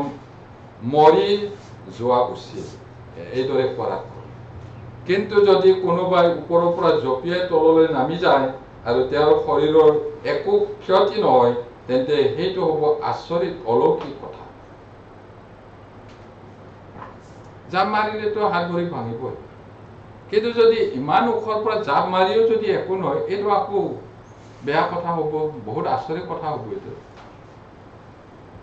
এতিয়া তেওঁ নিশ্চয় অলৌকিক কৰ্মী হিচাপে বিখ্যাত মানুহ হ'ব যদি এইদৰে জাপ মাৰিও একো দুখ নাপায় ভৰি চৰি নাভাঙে তেতিয়াহ'লে এইটো আচৰিত কৰ্ম কৰোতা মানুহ বুলি বিখ্যাত হ'ব পাৰে এতিয়া বিখ্যাত মানুহ হোৱাটো বৰ গৌৰৱৰ কথা জগতৰ কাৰণে জগতত গৌৰৱমান বা গৌৰৱান্বিত হ'বলৈ মানুহে বহুত বিচাৰে সেইটোৰ কাৰণে বহুত টনা উজৰা সংঘৰ্ষ হয় সকলোৱে বহুত মানুহৰ মৰম পাব বিচাৰে সেইটোৱে খ্যাতিৰ আকাংক্ষা বিখ্যাত হ'বলৈ আশা কৰাটো সেইটো এতিয়া জীৱনৰ গৌৰৱ থকাটো খ্যাতিৰ আকাংক্ষা থকাৰ দৰেই এতিয়া জীৱনৰ গৌৰৱ অহংকাৰ যদি হয় এইটো খ্যাতিৰ নিচিনা খ্যাতিৰ আকাংক্ষাক অনুসৰণ কৰি বহুতে বিশ্বাসৰ পৰা বিচ্যুত হৈছে কিছুমানে টকা পইচা পাই পেলাই বহুত বিখ্যাত হ'বলৈ আৰু মানুহৰ পৰা এনেকুৱা সন্মান পাবলৈ বিচাৰোতে বিশ্বাসৰ পৰা বিচ্ছেদ হ'ল বিচ্যুত হ'ল ভাঙি গ'ল এৰি গ'ল বাইবেলতো আছে তেনেকুৱা এই জগতৰ মান সন্মান বিচাৰি সত্যৰ পৰা ফালৰি কাটি যোৱা কিন্তু যীশুৱে কি কৈছে যিজনে মৃত্যুলৈকে বিশ্বাসী হৈ থাকিব তেওঁহে পাব মৰালৈকে বিশ্বাসী হ'ব বহুতে মানুহৰ প্ৰেমত পৰিবলৈ চেষ্টা কৰাৰ বাবে ঈশ্বৰৰ প্ৰেমৰ পৰা আঁতৰি গৈছে কাক লাগে যিহুদীবিলাকক প্ৰভুৱে গালি দিছিলে তেওঁলোকে ইজনে সিজনক প্ৰশংসা কৰে আৰু মানুহৰ প্ৰশংসাটো ভাল পায় ঈশ্বৰৰ প্ৰশংসা আৰু সেইদৰে আমি বিশ্বাসী ভাই ভনীবিলাকে মানুহৰ প্ৰেম বিচাৰি গ'লে ঈশ্বৰৰ প্ৰেমৰ পৰা আঁতৰি যাব কোনটো লাগে যিজন কেতিয়াও নমৰে টোপনি নাযায় ভাগৰ নাপায় যিজনক মাতিলেই পায় এনে ঈশ্বৰৰ প্ৰেমটো এৰি পিনি খন্তেকীয়া মাংস পিণ্ড মানুহৰ প্ৰেম বিচাৰি যাবনে মানুহ মাংস মাত্ৰ মাংস পিণ্ড উশাহ নিশাটো গ'লেইহে কিন্তু ঈশ্বৰ অনন্ত কলীয়া তেওঁৰ প্ৰেমৰ পৰা যদি নিজকে আঁতৰাই লৈ যায় তাৰ নিচিনা দুৰ্ভোগীয়া আৰু নাথাকিব ঈশ্বৰে চৌলক অমালেকক ধ্বংস কৰিবলৈ আজ্ঞা দিলে কিন্তু চৌলে অমালেকক সম্পূৰ্ণৰূপে ধ্বংস কৰা নাছিল তেওঁৰ ভেড়াৰ শ্ৰেষ্ঠ গৰুবোৰক ৰক্ষা কৰিলে, কিন্তু ঈশ্বৰৰ বাক্য কিয় অমান্য কৰিলে? অমালেকীয়াবিলাক ইছৰাইলৰ শত্ৰু। মিছৰৰ পৰা ওলাই অহা সময়ত ৰাস্তাত লুকাই পিনি এটেক কৰি অনেক ইছৰাইলক বধ কৰিছিল। কিন্তু সেই কথাটো ঈশ্বৰে ভাল নাপালে আৰু সেইটো কাৰণে প্ৰতিশোধ লৈছে। পিছত ঈশ্বৰে কৈছে ইছৰাইলক যোৱা, এই অমালেকীয়াবিলাকক আটাইবোৰকে বিনষ্ট কৰা। এতিয়া চাউল ৰজা আছিল। চাউল ৰজাই গৈ পিনি যিবোৰ বেয়া জন্তু সেইবোৰ আটাইবোৰ মাৰি পেলাল আৰু মানুহবোৰকো মাৰিলে, কিন্তু ৰজাকলে ৰাখিলে। আৰু সেই ভাল ভাল জন্তুবিলাকো কিয় ৰাখিছিলে? তেওঁৰ সেনাপতিবিলাকক ভয় কৰিলে, তেওঁৰ মিলিটাৰীবিলাকক ভয় কৰিলে। কেলে আপুনি আটাইবোৰ নষ্ট কৰিলে? সেইটো আমাৰ কাৰণে লুটদ্ৰব্য হ'ব, যুদ্ধত জিকাৰ পৰা পোৱা বস্তু হ'ব। কেলে আপুনি ধ্বংস কৰিলে? মানুহক ভয় কৰি সেইটো নকৰিলে আৰু ৰজাকো নামাৰে। সেইটো কাৰণে এইটো 99% অবিডিয়েণ্ট হৈ পেলাই 1% যদি ডিছঅবিডিয়েণ্ট হয়, অল ডিছঅবিডিয়েণ্ট হয়। সেইটো কৰিছিলে, ঈশ্বৰৰ কথাটো মানা নাছিল। কি কাৰণে? মানুহৰ পৰা প্ৰেম সন্মান পাবলৈ বিচাৰিলে, ঈশ্বৰৰ প্ৰেমৰ পৰা আঁতৰি গ'ল। ঈশ্বৰে কৈছিলে আটাইবোৰ ধ্বংস কৰ। ঈশ্বৰৰ কথাই মানিব লাগিছিলে। মানুহে যিমানে ধমকি নিদিয়ক ঈশ্বৰৰ কথা মানিব লাগিছিল। তেওঁ তুচ্ছ তাচ্ছিল্য আৰু অমূল্য সকলো ধ্বংস কৰিলে, কিন্তু ভাল বস্তুবোৰ ৰাখিলে। কিয়? তেওঁ সকলো লোকক ধ্বংস কৰিলে, কিন্তু অগাগ ৰজাক ৰক্ষা কৰিলে। কিয়? জীৱনৰ গৌৰৱৰ বাবে। অহংকাৰ তেওঁৰ সেনাপতিবিলাকৰ কাৰণে সন্মান পাবলৈ বিচাৰিলে, তেওঁলোকক ভয় কৰিলে। সেইটো কাৰণে চাউল ইছৰাইলৰ ৰজা আছিল। তাৰপিছত তেওঁ লোকসকলক ঈশ্বৰৰ বাক্য পালন কৰিবলৈ নেতৃত্ব দিব লাগিছিল। তেওঁ ঈশ্বৰে মনোনীত কৰা, অভিষেক কৰা ৰজা হয়। তেওঁ ঈশ্বৰৰ কথাটো মানি জেনেৰেল বিলাককো ঈশ্বৰৰ কথা মনাব লাগিছিল, এইটো শিকাব লাগিছিল। কিন্তু ডিছঅবিডিয়েণ্ট হ'ব, মানুহৰ প্ৰেম বিচাৰে। সেইকাৰণে চাউলৰ ৰাজবাপটোও কাঢ়ি পিনে ঈশ্বৰে আনক দিলে। চাউলক লোকসকলে ভয় কৰিছিল। মানুহৰ হৃদয় হেৰুৱাই যে তেওঁৰ ভয় আছিল। এই ফলাফলৰ বাবে তেওঁ মানুহৰ পৰা সেই মৰমটো পাব পাৰিছিল, কিন্তু তেওঁ জিহুৱাৰ প্ৰেম হেৰুৱাই পেলায়। মানুহক ভয় কৰিলে, ঈশ্বৰৰ কথাটো নামানিলে। মানুহৰ পৰা সন্মানটো পালে, প্ৰশংসাটো পালে, কিন্তু ঈশ্বৰৰ মৰমটো হেৰুৱালে। ঈশ্বৰৰ মৰমটো হেৰুৱালে। তেওঁ ভাল ৰজা হিচাপে জীৱনৰ গৌৰৱ পাব পাৰিছিল, কিন্তু তেওঁ স্বৰ্গৰ গৌৰৱ হেৰুৱাই পেলালে। মানুহে বাহ বুলি ক'লে চাউল আটাই ইছৰাইলতকৈ মাথাটো ওখ বুলি। সকলো ইমান হলে সি ইমানটো, গোটেইটো মানুহতকৈ মাথাটো ওখ আৰু বহুত ধুনীয়া আছিলে। কিন্তু তেওঁ অবাধ্য হোৱাৰ কাৰণে সেইটো ঈশ্বৰৰ পৰা গৌৰৱটো হেৰুৱালে। মানুহৰ পৰা অনেক গৌৰৱ পালেও যদি ঈশ্বৰৰ গৌৰৱটো হেৰুৱায়, তেতিয়াহ'লে কি লাভ হ'ব? এতিয়া মথি 23 অধ্যায় 5 পদটো চাওক। মথি 23 অধ্যায় 5 পদ।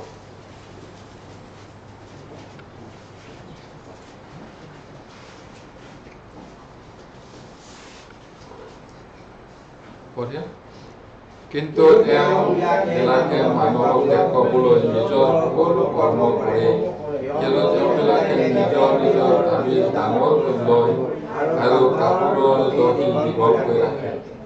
মানুহক দেখুৱাবলৈ কৈছে। এইটো ফৰিচীবিলাকৰ কথাটো প্ৰভুৱে কৈছে।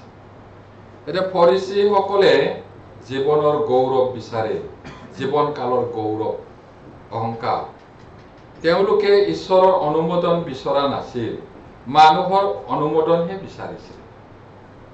এতিয়া তেওঁলোকে বাইবেলৰ ওপৰত সত্য বিচৰা নাছিল, কিন্তু বহুত মানুহৰ মাজত খ্যাতি বিচাৰিছিল। তেওঁলোকে এনে বাৰ্তা প্ৰদান কৰে যিয়ে হয়তো মানুহৰ আত্মাক নহয়, মানুহৰ কাণক সন্তুষ্ট কৰে। এনেকৈ শিক্ষা দিছিলে, এনেকৈ মেছেজ দিয়ে,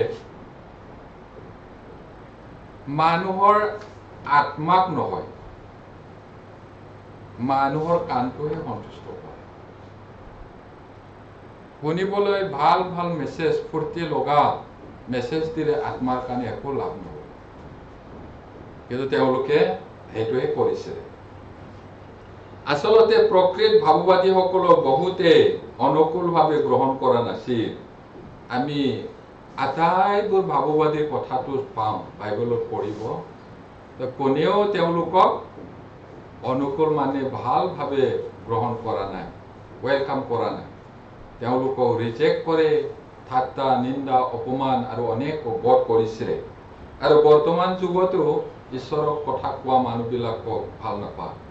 সত্য কথা ক'লে বাইবেলৰ মতে যদি কয় ভাল নাপাব, কিন্তু মানুহৰ কাণক সন্তুষ্ট দি, মানুহক প্ৰশংসা কৰি যদি দিয়ে, তেওঁলোকক বহুত আদৰ সাদৰ কৰে এতিয়া। কিন্তু আমাক মানুহৰ প্ৰশংসা, মান মৰ্যাদাটো প্ৰয়োজন নাই, ঈশ্বৰৰ মৰমটো পালেই হ'ল।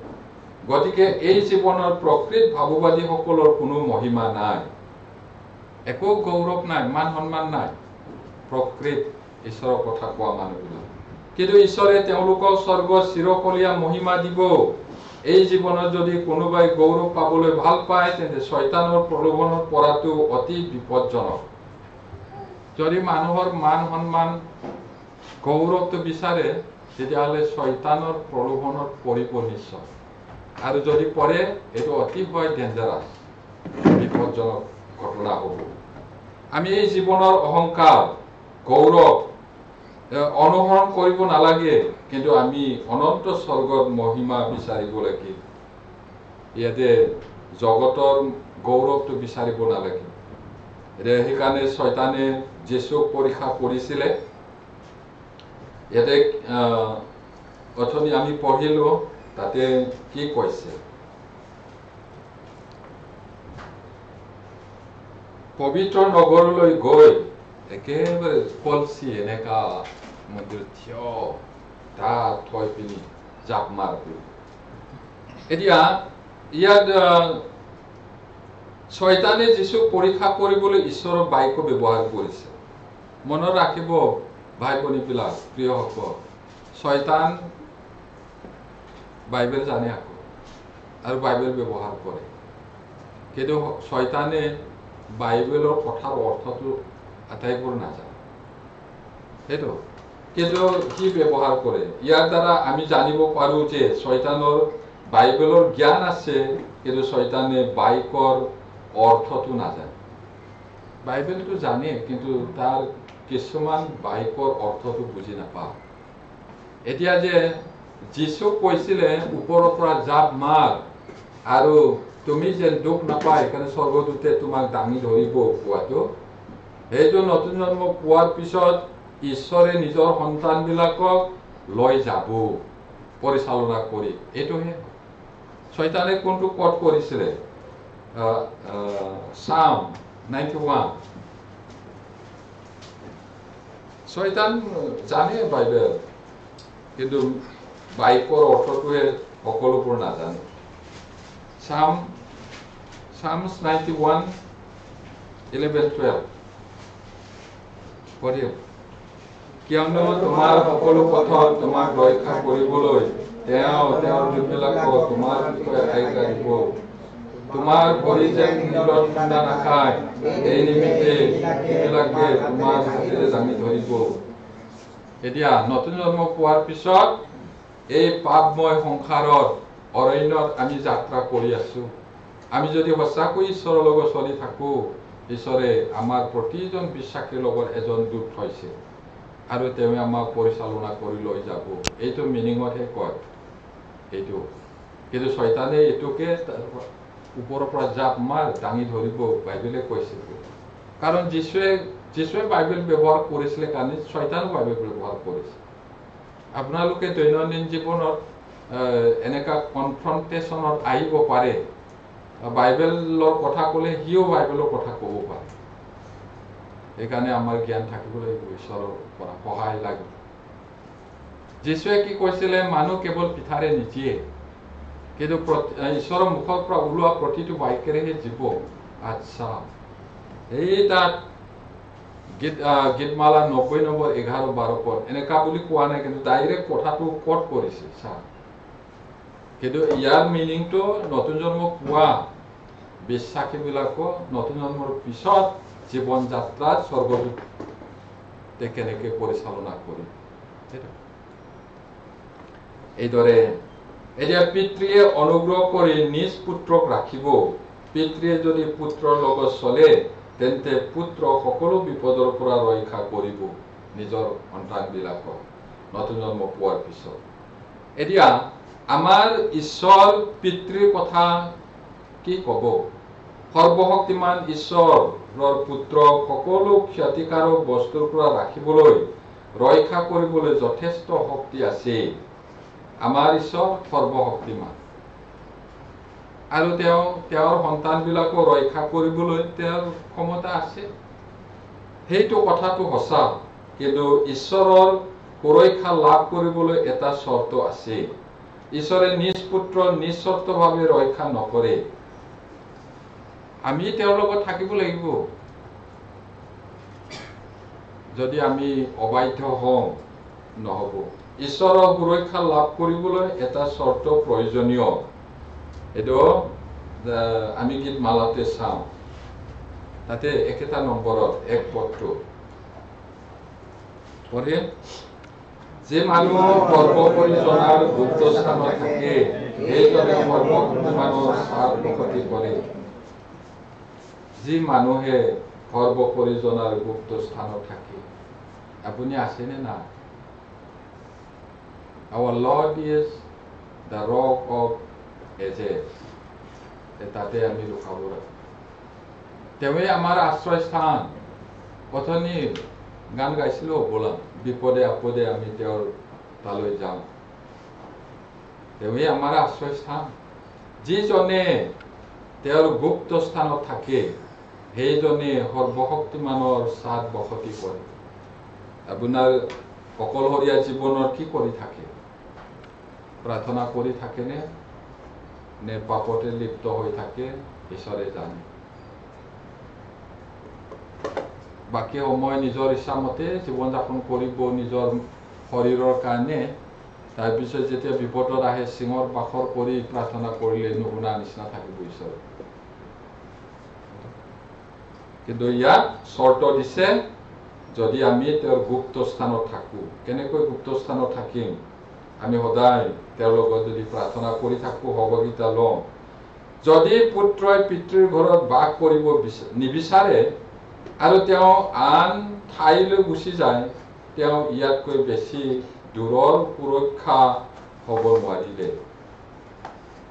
আপোনাৰ ল'ৰাটো যদি ঘৰৰ পৰা দূৰত থাকে ঘৰত থাকিব লাগে কিন্তু সি ঘৰতে নাই তাৰ পৰা বাপেকে কেনেকা কৰিব আপোনাৰ জীৱনটো ঈশ্বৰৰ লগত নাই মণ্ডলীত নাথাকে অকলশৰীয়া আপোন পেটীয়া জগতত যদি থাকে তেতিয়াহ'লে কেনেকৈ কৰিব এইকাৰণে ঈশ্বৰৰ লগত থাকিব লাগিব ঈশ্বৰৰ সুৰক্ষা লাভ কৰিবলৈ তেওঁ ঈশ্বৰত থাকিব লাগিব আৰু ঈশ্বৰৰ ইচ্ছা পালন কৰিব লাগিব যদি আপুনি ঈশ্বৰৰ সুৰক্ষা লাভ কৰিব বিচাৰে তেন্তে প্ৰথমতে ঈশ্বৰত থাকিব লাগিব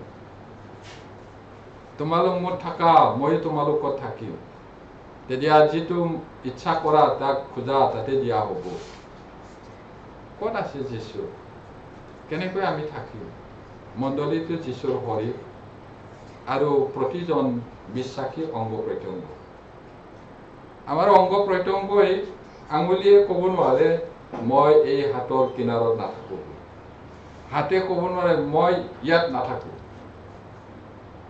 থাকিবই লাগিব মণ্ডলীটো এনেকুৱা যদি নাথাকে এতিয়া হাতত লাগি থকা কাৰণে আঙুলিবোৰ লৰিব পাৰে চপক কৰি কাটি পিনে প্লেটত থৈ দিলে অকলে চাবলৈও বেয়া আৰু এইটোও বেয়া হৈ যাব নহয় জানো হৈ যাব মণ্ডলী থাকিব লাগিব মণ্ডলী থকা মানে ঈশ্বৰৰ লগত আৰু ঈশ্বৰৰ সুৰক্ষা লাভ কৰিবলৈ আমি ঈশ্বৰৰ ইচ্ছাটো পালন কৰি থাকিব লাগিব এতিয়া আমাৰ মেইন টেক্সট মথি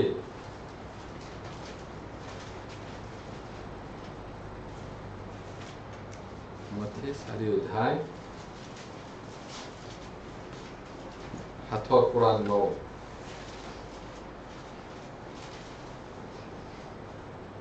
পঢ়িম যিশুৱে তাক ক'লে তোমাৰ প্ৰভু পৰমেশ্বৰক পৰীক্ষা নকৰিবা এই বুলি লিখা আছে আকৌ শয়তানে তেওঁক অতি ওখ পৰ্বতলৈ নি জগতৰ সকলো ৰাজ্য আৰু সেইবোৰৰ ঐশ্বৰ্যও দেখুৱালে আৰু তেওঁ ক'লে তুমি যদি দণ্ডৱতে মোক প্ৰণাম কৰা তেন্তে সকলো তোমাক দিম প্ৰলোভন দুইবাৰটো ঈশ্বৰৰ বাক্যটো কৈ পিনি যিশুৱে জয় কৰিলে আকৌ পৰীক্ষা কৰিছে প্ৰভুক প্ৰলোভন কৰাটো ঈশ্বৰৰ ইচ্ছা নহয় গতিকে ঈশ্বৰৰ শক্তি আৰু সুৰক্ষা পৰীক্ষা কৰিবলৈ যদি কোনোবাই ওপৰৰ পৰা জঁপিয়াই পৰে তেন্তে ঈশ্বৰে সহায় নকৰে যে পৰীক্ষা কৰিব নালাগে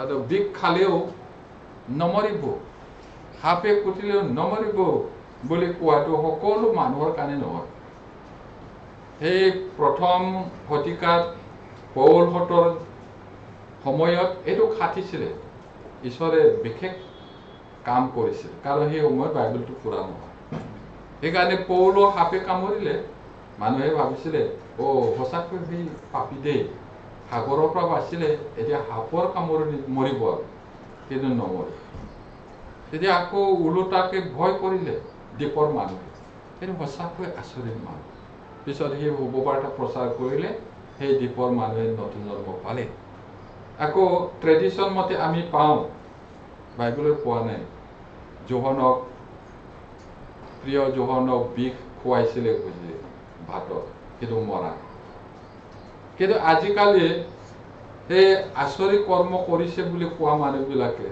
সাপ বিষাক্ত সাপক লৈ এনেকা কৰিছে সাপে কুটিলেও একো নহব বুলি কৰবাত টিপা খালে নেকি মাৰি দিলে তেজ বমি হৈ বেগাই হস্পিটাললৈ গ'লে চেতে মৰি থাকে আকৌ কোনোবা এনেকুৱা ভুৱা নিজকে অহংকাৰ কৰে বিষ পান কৰিলেও একো নহব বুলি পান কৰি দিলে চাবা এইটো পৰীক্ষা কৰাহে হয় যদি ঈশ্বৰৰ ইচ্ছা নাই আপোনাক যদি কোনোবাই গুপুতে বিষ ঢালি খুৱাইছে আপুনি ঈশ্বৰৰ ইচ্ছা নহলে নমৰে কিন্তু আপুনি বাইবেলে কৈছে বিষ পান কৰিলে একো নহব বুলি ঈশ্বৰৰ পৰীক্ষা কৰি খালে মৰিব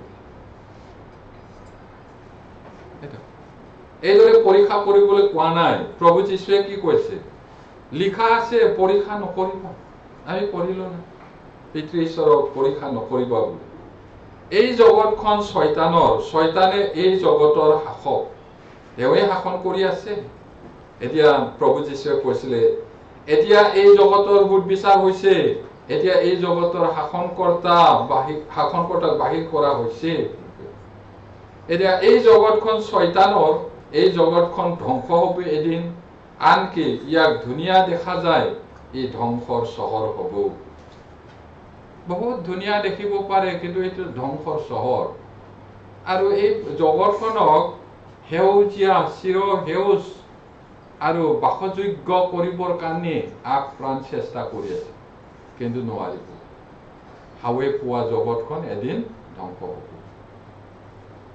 সঁচাকৈ হ'ব এতিয়া কিন্তু শয়তানে এই কথাটো লুকুৱাই ৰাখে আৰু মাত্ৰ মানুহক সুন্দৰ আৰু কল্পনাতীত পৃথিৱীখন দেখুৱাই দিয়ে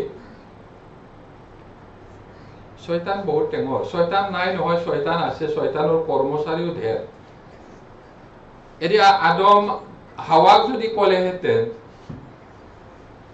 তোমালোকে এইটো খালে কাপোৰ পিন্ধা নাই বুলি গম পাবা কেঁচুৱা জন্ম হওঁতে আধা মৰা কান্দিব লাগিব মৰিবও পাৰে আৰু নানান সমস্যা আহিব লাষ্টত বেমাৰ আজাৰ দুখ অভাৱত কেইবছৰমান জীয়াই থাকি মৰিব বুলি কোৱা হ'লেতো নাখালেহেঁতেন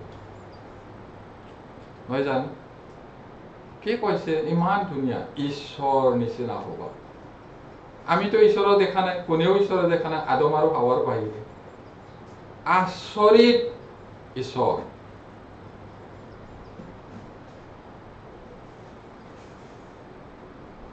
জাকবে মল্লযুদ্ধ কৰা সময়ত সুধিছিলে আপোনাৰ নাম কি মোৰ নাম কেলে সুধিছা আশ্চৰ্য আচৰিত ক'ত লিখা আছে এইটো আকৌ যিচয়া ভাৱবাদীয়ে কুমাৰীৰ গৰ্ভত জন্ম হ'ব কোৱা আৰু আন এটাত এটি পুত্ৰ দান কৰা হ'ব এইটো তেওঁৰ অফিচৰ কথা কৈছে তেওঁ অনন্তকাল স্থায়ী আশ্চৰ্য আচৰিত শান্তিৰ ৰজা বুলিও ক'ব শাসন ভাগ তেওঁৰ ওপৰত থাকিব সেই আচৰিত ঈশ্বৰ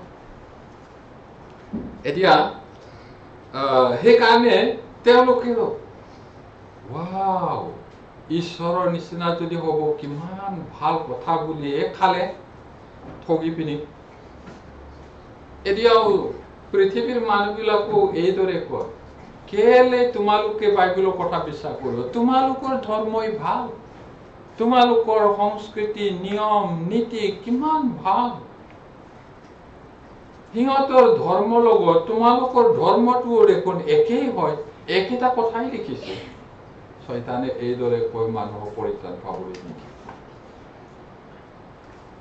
কি পাৰ্থক্য আছে সিহঁতৰ লগত তোমাৰ লগত একেইচোন এইবোৰ এতিয়া এই জগতখন ধ্বংস হ'ব বুলি মানুহক ভাবিবলৈ নিদিয়ে জীৱনৰ কাৰণে ভাবিবলৈ নিদিয়ে মৃত্যুৰ হিপাৰৰ কথাটো আত্মাৰ কথাটো ভাবিব নিদিয়ে এতিয়া কিন্তু যেতিয়া মৰিব তেতিয়া আকৌ সোঁৱৰাই দিব সেইকাৰণে মানুহে কয় আত্মাৰ সদ্গতিৰ কাৰণে তীৰ্থযাত্ৰা কৰক বা অনন্ত ধামলৈ গ'ল বুলি কয় অনন্ত ধামটো সঁচা কিন্তু কোনটো অনন্ত ধাম অনন্তকাল মৰি থকা নৰকটোও অনন্ত ধাম অনন্তকাল শান্তিৰে ঈশ্বৰৰ লগত থকাটো অনন্ত ধাম হয় যাত্ৰাটো কৰিছে কোনটো অনন্ত তেওঁলোকে স্বৰ্গ বুলি কয় নহয় সেইটো অনন্ত নৰক ধামত গ'ল এইদৰে শয়তানে ঠগে আৰু শয়তানে কৈছে মোক তোমাৰ আত্মা দিয়া তেতিয়া মই তোমাক এই জগতখন দিম তুমি মোক প্ৰণাম কৰা মই তোমাক এই সকলো দিম কাৰণ মোৰ লগত ক্ষমতা আছে যাক ইচ্ছা কৰো তাক দিও বুলিও আছে তাক সেইকাৰণে দেৱ পূজক বিলাক অতিশয় ধনী আৰু মহাপৰাক্ৰমী হয় এতিয়া প্ৰতাৰিত নহব ঠগ নাখাব এই পৃথিৱীখনক ভাল নাপাব শয়তানৰ বাক্য পালন নকৰিবা জগতক প্ৰেম নকৰিবা শয়তানক ভাল নাপাবা জগতৰ বিষয়বস্তুবোৰক ভাল নাপাবা এইবুলি বাইবেলত বহুত বাৰ কৈছে এতিয়া মথি 4:10 পদ 4:10 পঢ়িম তেতিয়া যীশুৱে তাক ক'লে গুচি যা শয়তান কিয়নো তোমাৰ প্ৰভু পৰমেশ্বৰক প্ৰণিপাত কৰা আৰু কেৱল তেওঁৰে আৰাধনা কৰা এই বুলি লিখা আছে এতিয়া তেওঁই স্বয়ং ঈশ্বৰ তথাপি প্ৰলোভনত পেলাই পাপত পেলাবলৈ চেষ্টা কৰিছে যীশুৱে আকৌ বাইবেলৰ কথা উল্লেখ কৰিছে লিখা আছে ঈশ্বৰক পৰীক্ষা নকৰিবা কেৱল ঈশ্বৰকহে সেৱা কৰা এতিয়া তোমালোকৰ ঈশ্বৰ জিহুৱাক সেৱা কৰিবা আৰু কেৱল তেওঁৰে সেৱা কৰিবা বুলিও বাইবেলত আছে ঈশ্বৰৰ সেৱা কৰাৰ উদ্দেশ্য আমি অথনি পালো আমাক এই জগতৰ পৰা প্ৰভুৱে যুদ্ধ কৰি জীৱনটো দি তেওঁৰ জীৱনৰ বিনিময়ত আমাক কিনিলে তেওঁৰ সেৱা কৰিব তেওঁক পূজা কৰিব তেওঁৰ গৌৰৱৰ কাৰণে জীয়াই থাকিব কাম কৰিব এতিয়া তেওঁ ঈশ্বৰক সেৱা কৰাৰ উদ্দেশ্য আমি যি দেখিছো তাক সাৱধান হ'ব লাগিব। শয়তানে জগতৰ সকলো ৰাজ্য আৰু মহিমা দেখুৱাইছে। এতিয়া আমি যিখন ঠাইলৈ গৈ আছো সেইটো এতিয়া আমি দেখা নাই, ঈশ্বৰকো দেখা নাই। দেখা বস্তুটো সাৱধান হ'ব লাগিব। শয়তানে ধুনীয়াকে সজাই পৰাই ৰাখে। সেইটো এতিয়া শয়তানে সুন্দৰ পৃথিৱী দেখুৱাইছে, কিন্তু এদিন ই ধ্বংস হৈ যাব। শয়তানৰ কথা শুনাৰ পিছত ফলটো খাওয়াক অতি সুন্দৰ আৰু আচৰিত যেন লাগিলে, কিন্তু তাৰ ৰিজাল্টটো কি হ'ল? খাবলৈ ভাল, চাবলৈও ভাল, ঈশ্বৰৰ নিচিনা হ'ব বুলি কোৱাৰ কাৰণে লোভ লাগিলে, খালে। ৰিজাল্টটো ভয়ানক হ'ল। আৰু আজি আমি এইদৰে দুখত আছো। হ'লেও ধন্য ঈশ্বৰ, তেওঁ আমাক এৰা নাই। তেওঁ আমাক বিচাৰি আকৌ উদ্ধাৰ কৰিলে। কেতিয়াবা ৰাতিপুৱা উঠি মই ভাবো, যদি আদম আৰু হাৱাই পাপ নকৰাহেঁতেন তেতিয়াহ'লে কেনে সুন্দৰ হ'লহেঁতেন। আটাইবোৰ খেলি মেলি ইটোৱে সিটোক খোৱা কামোৰা কৰাটো মানুহৰ পাপৰ কাৰণেহে হয়। আটাই যদি সেই পাপটো নাহিলেহেঁতেন কিমান ভাল হ'লেহেঁতেন এই জগত। ঈশ্বৰক সেৱা কৰাৰ উদ্দেশ্যটো আমি পালো যে আমি সাৱধান হ'ব লাগিব। এতিয়া আমি দ্বিতীয় পিতৰটো চাওঁ। দ্বিতীয় পিতৰ আৰু অলপ সময়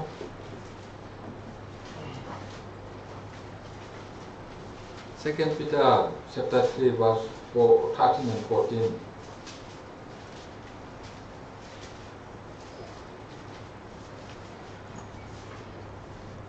তেৰ চৌধ পঢ়ে। কিন্তু তেওঁৰ প্ৰতিজ্ঞাৰ দৰে আমি নতুন আকাশমণ্ডল আৰু নতুন পৃথিৱীলৈ অপেক্ষা কৰি আছো, সেইবোৰত ধাৰ্মিকতা নিবাস কৰে। এনেকে সেই প্ৰিয়বিলাক, এই সকলোলৈ অপেক্ষা কৰি তোমালোকে যেন তেওঁৰ আগত নিষ্কলংক আৰু নিৰ্দোষী হৈ শান্তিৰে প্ৰকাশিত হোৱা তাৰ কাৰণে যত্ন কৰা। এতিয়া এই জগতত আমাৰ চকুৰে দেখিছো ৰং বিৰং। শয়তানে এই পৃথিৱীখন বৰ ধুনীয়া দেখুৱায়, কিন্তু দৃশ্য বস্তু খন্তেকীয়া, অদৃশ্য বস্তু অনন্তকলীয়া। এই জগতখন স্বৰ্গৰ ছায়াহে বুলি কৈছে। এইটোৱে যদি ইমান ধুনীয়া হয়, স্বৰ্গ কিমান আচৰিত হ'ব। গতিকে তেওঁ অহা সময়ত আমি যেন শান্তিৰে তেওঁৰ লগত যাব পাৰো, ভয় নকৰাকৈ। সেইটো কাৰণে নিষ্কলংক পবিত্ৰ জীৱন যাপন কৰিবলৈ আমাক আদেশ দিছে। এতিয়া সকলোৱে গৌৰৱ পাবলৈ ভাল পায়, সকলো মানুহে গৌৰৱ পাবলৈ ভাল পায়, কিন্তু মানুহৰ গৌৰৱটো একো নহয়, খন্তেকীয়া। কিন্তু প্ৰভুৰ পৰা যিদিনাখন আমি প্ৰশংসা পাম, গৌৰৱ পাম, সেইটো অনন্তকাল থাকিব, যিটো পুৰস্কাৰ পাম। সেইটো আমি জানিব লাগিব যে সদায় দুখ প্ৰথম, বিশ্ৰাম দ্বিতীয়। দুখ কষ্টটো প্ৰথম, তাৰ পিছতহে আৰাম। প্ৰভুৱে কিমান দুখ ভোগ কৰিলে, তাৰপিছত তেওঁ অতি ওখ পদ দিলে, তেওঁ শ্ৰেষ্ঠ নাম দিলে, আৰু তেওঁৰ নামত সকলোৱে পৰিত্ৰাণ পাব পাৰে। এতিয়া আমি এই পৃথিৱীত দুখ ভোগ কৰিব লগা হ'ব পাৰো, কিন্তু প্ৰভুৱে আমাক গৌৰৱ দিব। এতিয়া মৃত্যুৰ দুখ প্ৰথম, গৌৰৱৰ মুকুট পিন্ধোৱাটো দ্বিতীয়। প্ৰথমতে বহুত দুখ ভোগ কৰিব লাগিব। যদি দুখ ভোগ নাই, তেতিয়াহ'লে মুকুটো নাই। মুকুট নাপায়। এতিয়া ৰোমিয়া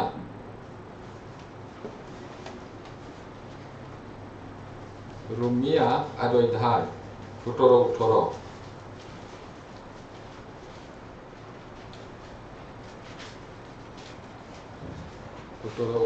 পঢ়ে।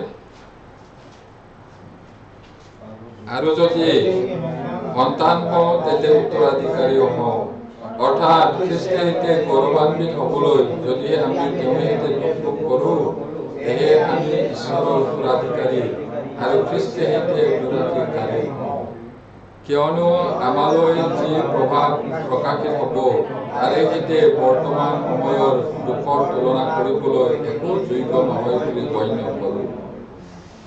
এতিয়া আমি প্ৰভুৰ লগত কাম কৰি যদি দুখ ভোগ কৰোঁ তেতিয়াহ'লে তেওঁ যিটো গৌৰৱ পাইছে আমিও তেওঁৰ লগত পাম। আৰু এই পৃথিৱীত আমি খ্ৰীষ্টিয়ান হোৱাৰ কাৰণে ঈশ্বৰৰ কাম কৰাৰ কাৰণে যিটো দুখ ভোগ কৰিব সেইটো স্বৰ্গত যিটো মান মৰ্যাদা গৌৰৱ পাম তাৰ লগত তুলনা কৰিবলৈ গ'লে একো নহয় বুলি কৈছে। কিন্তু আমি প্ৰভুৰ কাৰণেও দুখ পাইছোঁ জানো? আমাৰ মনত কেনেকুৱা প্ৰভুৰ কাৰণে অলপ চেক্ৰিফাইচ কৰিম, প্ৰভুৰ কাৰণে অলপ কৰিম, ত্যাগ কৰিম, এনেকুৱা মনটো বান্ধিব লাগিব। শুনি মাত্ৰ থাকিলে কি কৰিব? প্ৰেক্টিচ কৰোঁ হওক। এতিয়া সঁচাকৈ তেওঁ আমাৰ কাৰণে গৌৰৱ দিব আৰু সেই গৌৰৱ সদায় থাকিব। শয়তানৰ প্ৰলোভন জয় কৰিবলৈ হ'লে আমি ঈশ্বৰৰ বাক্য অধিক শিকিব লাগিব। নহ'লে আমাৰ শত্ৰুটো মহাশক্তিশালী, সৰ্বশক্তিমান নহয় কিন্তু শক্তিমান, সৰ্বজ্ঞানী নহয় কিন্তু বহুত জ্ঞানী। তাৰ লগত যুঁজিবলৈ হ'লে আমাৰ তৰোৱালটো বহুত চাপ হ'ব লাগিব। দেখা শত্ৰুৰ লগত যুদ্ধ কৰাটো বহুত ভয়ানক। আমাৰ শত্ৰুক দেখি নাপাম। তাৰ লগত যুঁজিবলৈ হ'লে ঈশ্বৰৰ বাক্যটো ভালকৈ শিকিব লাগিব, চোকা কৰিব লাগিব তৰোৱালটো। এইটো আত্মাৰ তৰোৱাল। এতিয়া প্ৰকাশিত বাক্যত এইদৰে কৈছে, তেওঁবিলাকে মেৰ পোৱালীৰ তেজ আৰু নিজ নিজ হাইখৰ বাক্যৰ দ্বাৰাই তাক জয় কৰিলে। তেওঁবিলাকে মৃত্যু পৰ্যন্ত নিজ নিজ প্ৰাণ প্ৰিয় জ্ঞান নকৰিলে। এতিয়া অতীতৰ বিশ্বাসীসকল, বিশ্বাসত বীৰসকল যীশুৰ তেজেৰে জয় কৰিছে। যীশুৰ তেজেৰে পৰিত্ৰাণ পালে আৰু যীশুৰ তেজেৰে তেওঁলোকে জয় কৰিলে। আৰু তেওঁবিলাকে মৃত্যুলৈকে বিশ্বাসী হৈ আছিলে, নিজৰ জীৱনটো প্ৰিয় বুলি জ্ঞান কৰা নাই, প্ৰভুৰ কাৰণে ত্যাগ কৰিছিলে তেওঁলোকে। আৰু ঈশ্বৰৰ বাক্য চোকা তৰোৱালৰ দৰে মোৰ পাপবোৰ কাটি আঁতৰাই পেলালে। ঈশ্বৰৰ বাক্যটো দুধৰীয়া তৰোৱাল বুলি কয়। সেই তৰোৱাল, ৰিয়েল তৰোৱালটো মানুহক কাটিলে, হাৰ্ডিত কাটিলে ছিগি যাব পাৰে, কিন্তু ঈশ্বৰৰ বাক্য তৰোৱালটো সোমাই যায় কৈছে ঘিউলৈ, হৃদয় চিত্তত সোমাই যায়, ঘিউত সোমাই যায়, গাঁঠি গাঁঠি সোমাই যায় কৈছে। সেই বাক্যটো আমি ভালকৈ শিকিব লাগিব। সেইটো আত্মাৰ তৰোৱাল কৈছে। এতিয়া শয়তানৰ বিৰুদ্ধে যুঁজিবলৈ ই এক উৎকৃষ্ট অস্ত্ৰ, বেষ্ট ৱেপন বুলি কৈছে শয়তানৰ লগত যুঁজিবলৈ। যীশুৱে যেনেকৈ ঈশ্বৰৰ বাক্যেৰে শয়তানৰ প্ৰলোভন জয় কৰিছিল, আমিও ঈশ্বৰৰ বাক্যেৰে শয়তানৰ প্ৰলোভন জয় কৰিব লাগিব। আপোনাৰ হৃদয়ত যদি ঈশ্বৰৰ কথাটো নাথাকে, প্ৰলোভন আহিলেও মৰণ নাই। কিন্তু বাক্যটো যদি মনত থাকে, তৎ মুহূৰ্তত আত্মাই কৈ দিব এইটো এনেকা, তেতিয়া ঠগ নাখাব, জয় কৰিব পাৰিব। এতিয়া মই থোৰতে কৈছো কি শিকিলো বুলি। আমি যীশুৰ পৰীক্ষা, যীশু শয়তানৰ দ্বাৰাই পৰীক্ষিত হৈছিলে আৰু যীশুৱে শয়তানৰ প্ৰলোভন জয়ী হৈছিল। এইটো কিহেৰে পৰীক্ষা কৰে? শয়তানে মাংসৰ অভিলাষ, পাপ স্বভাৱৰ হাবিয়াটো পূৰণ কৰিবলৈ লোভ দেখুৱায়। আৰু দ্বিতীয়তে জীৱনকালৰ গৰ্ব, অহংকাৰ। সকলোৱে গৌৰৱ পাবলৈ বিচাৰে আৰু এইটো ঈশ্বৰে দিয়া গৌৰৱটো বেলেগ, মানুহে দিয়াটো বেলেগ।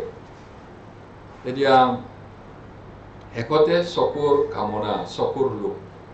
চকুৱে যিমান চালেও এইটো নোজোৰে আৰু চাব বিচাৰে, হেঁপাহ নপলায়। সেইটো কাৰণে এইবোৰৰ পৰা পলোৱা বুলি কৈছে। আৰু সেইবোৰ প্ৰতিজন খ্ৰীষ্টিয়ানৰ, সঁচা খ্ৰীষ্টিয়ানৰ জীৱনত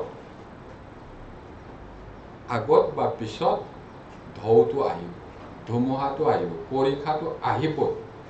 আৰু সেইটো জয় কৰিবলৈ হ'লে প্ৰভু যীশুৰ নিচিনা বাক্যটো ব্যৱহাৰ কৰিব লাগিব। প্ৰাৰ্থনা কৰোঁ। স্বৰ্গত থকা মহান পিতৃ ঈশ্বৰ, প্ৰভু যীশুক শয়তানে কেনেকৈ পৰীক্ষা কৰিছিল আৰু আমাৰ প্ৰভু যীশুৱে শয়তানক কেনেকৈ জিকিলে ঈশ্বৰৰ বাক্য ব্যৱহাৰ কৰি এইটো শিকিলোঁ। প্ৰভু, আমিও যেন আমাৰ জীৱনত অহা প্ৰলোভনবোৰ তোমাৰ বাক্যেৰে জয়ী হ'ব পাৰোঁ। তুমি আমাক শক্তি দিয়া আৰু তোমাৰ বাক্য ভালকৈ শিকি মনত ৰাখিবলৈ আৰু আত্মাৰ তৰোৱাল চোকা কৰিবলৈ প্ৰতিজনক তুমি সহায় কৰা। এই সকলো প্ৰাৰ্থনা যীশু নামত খুজিছোঁ।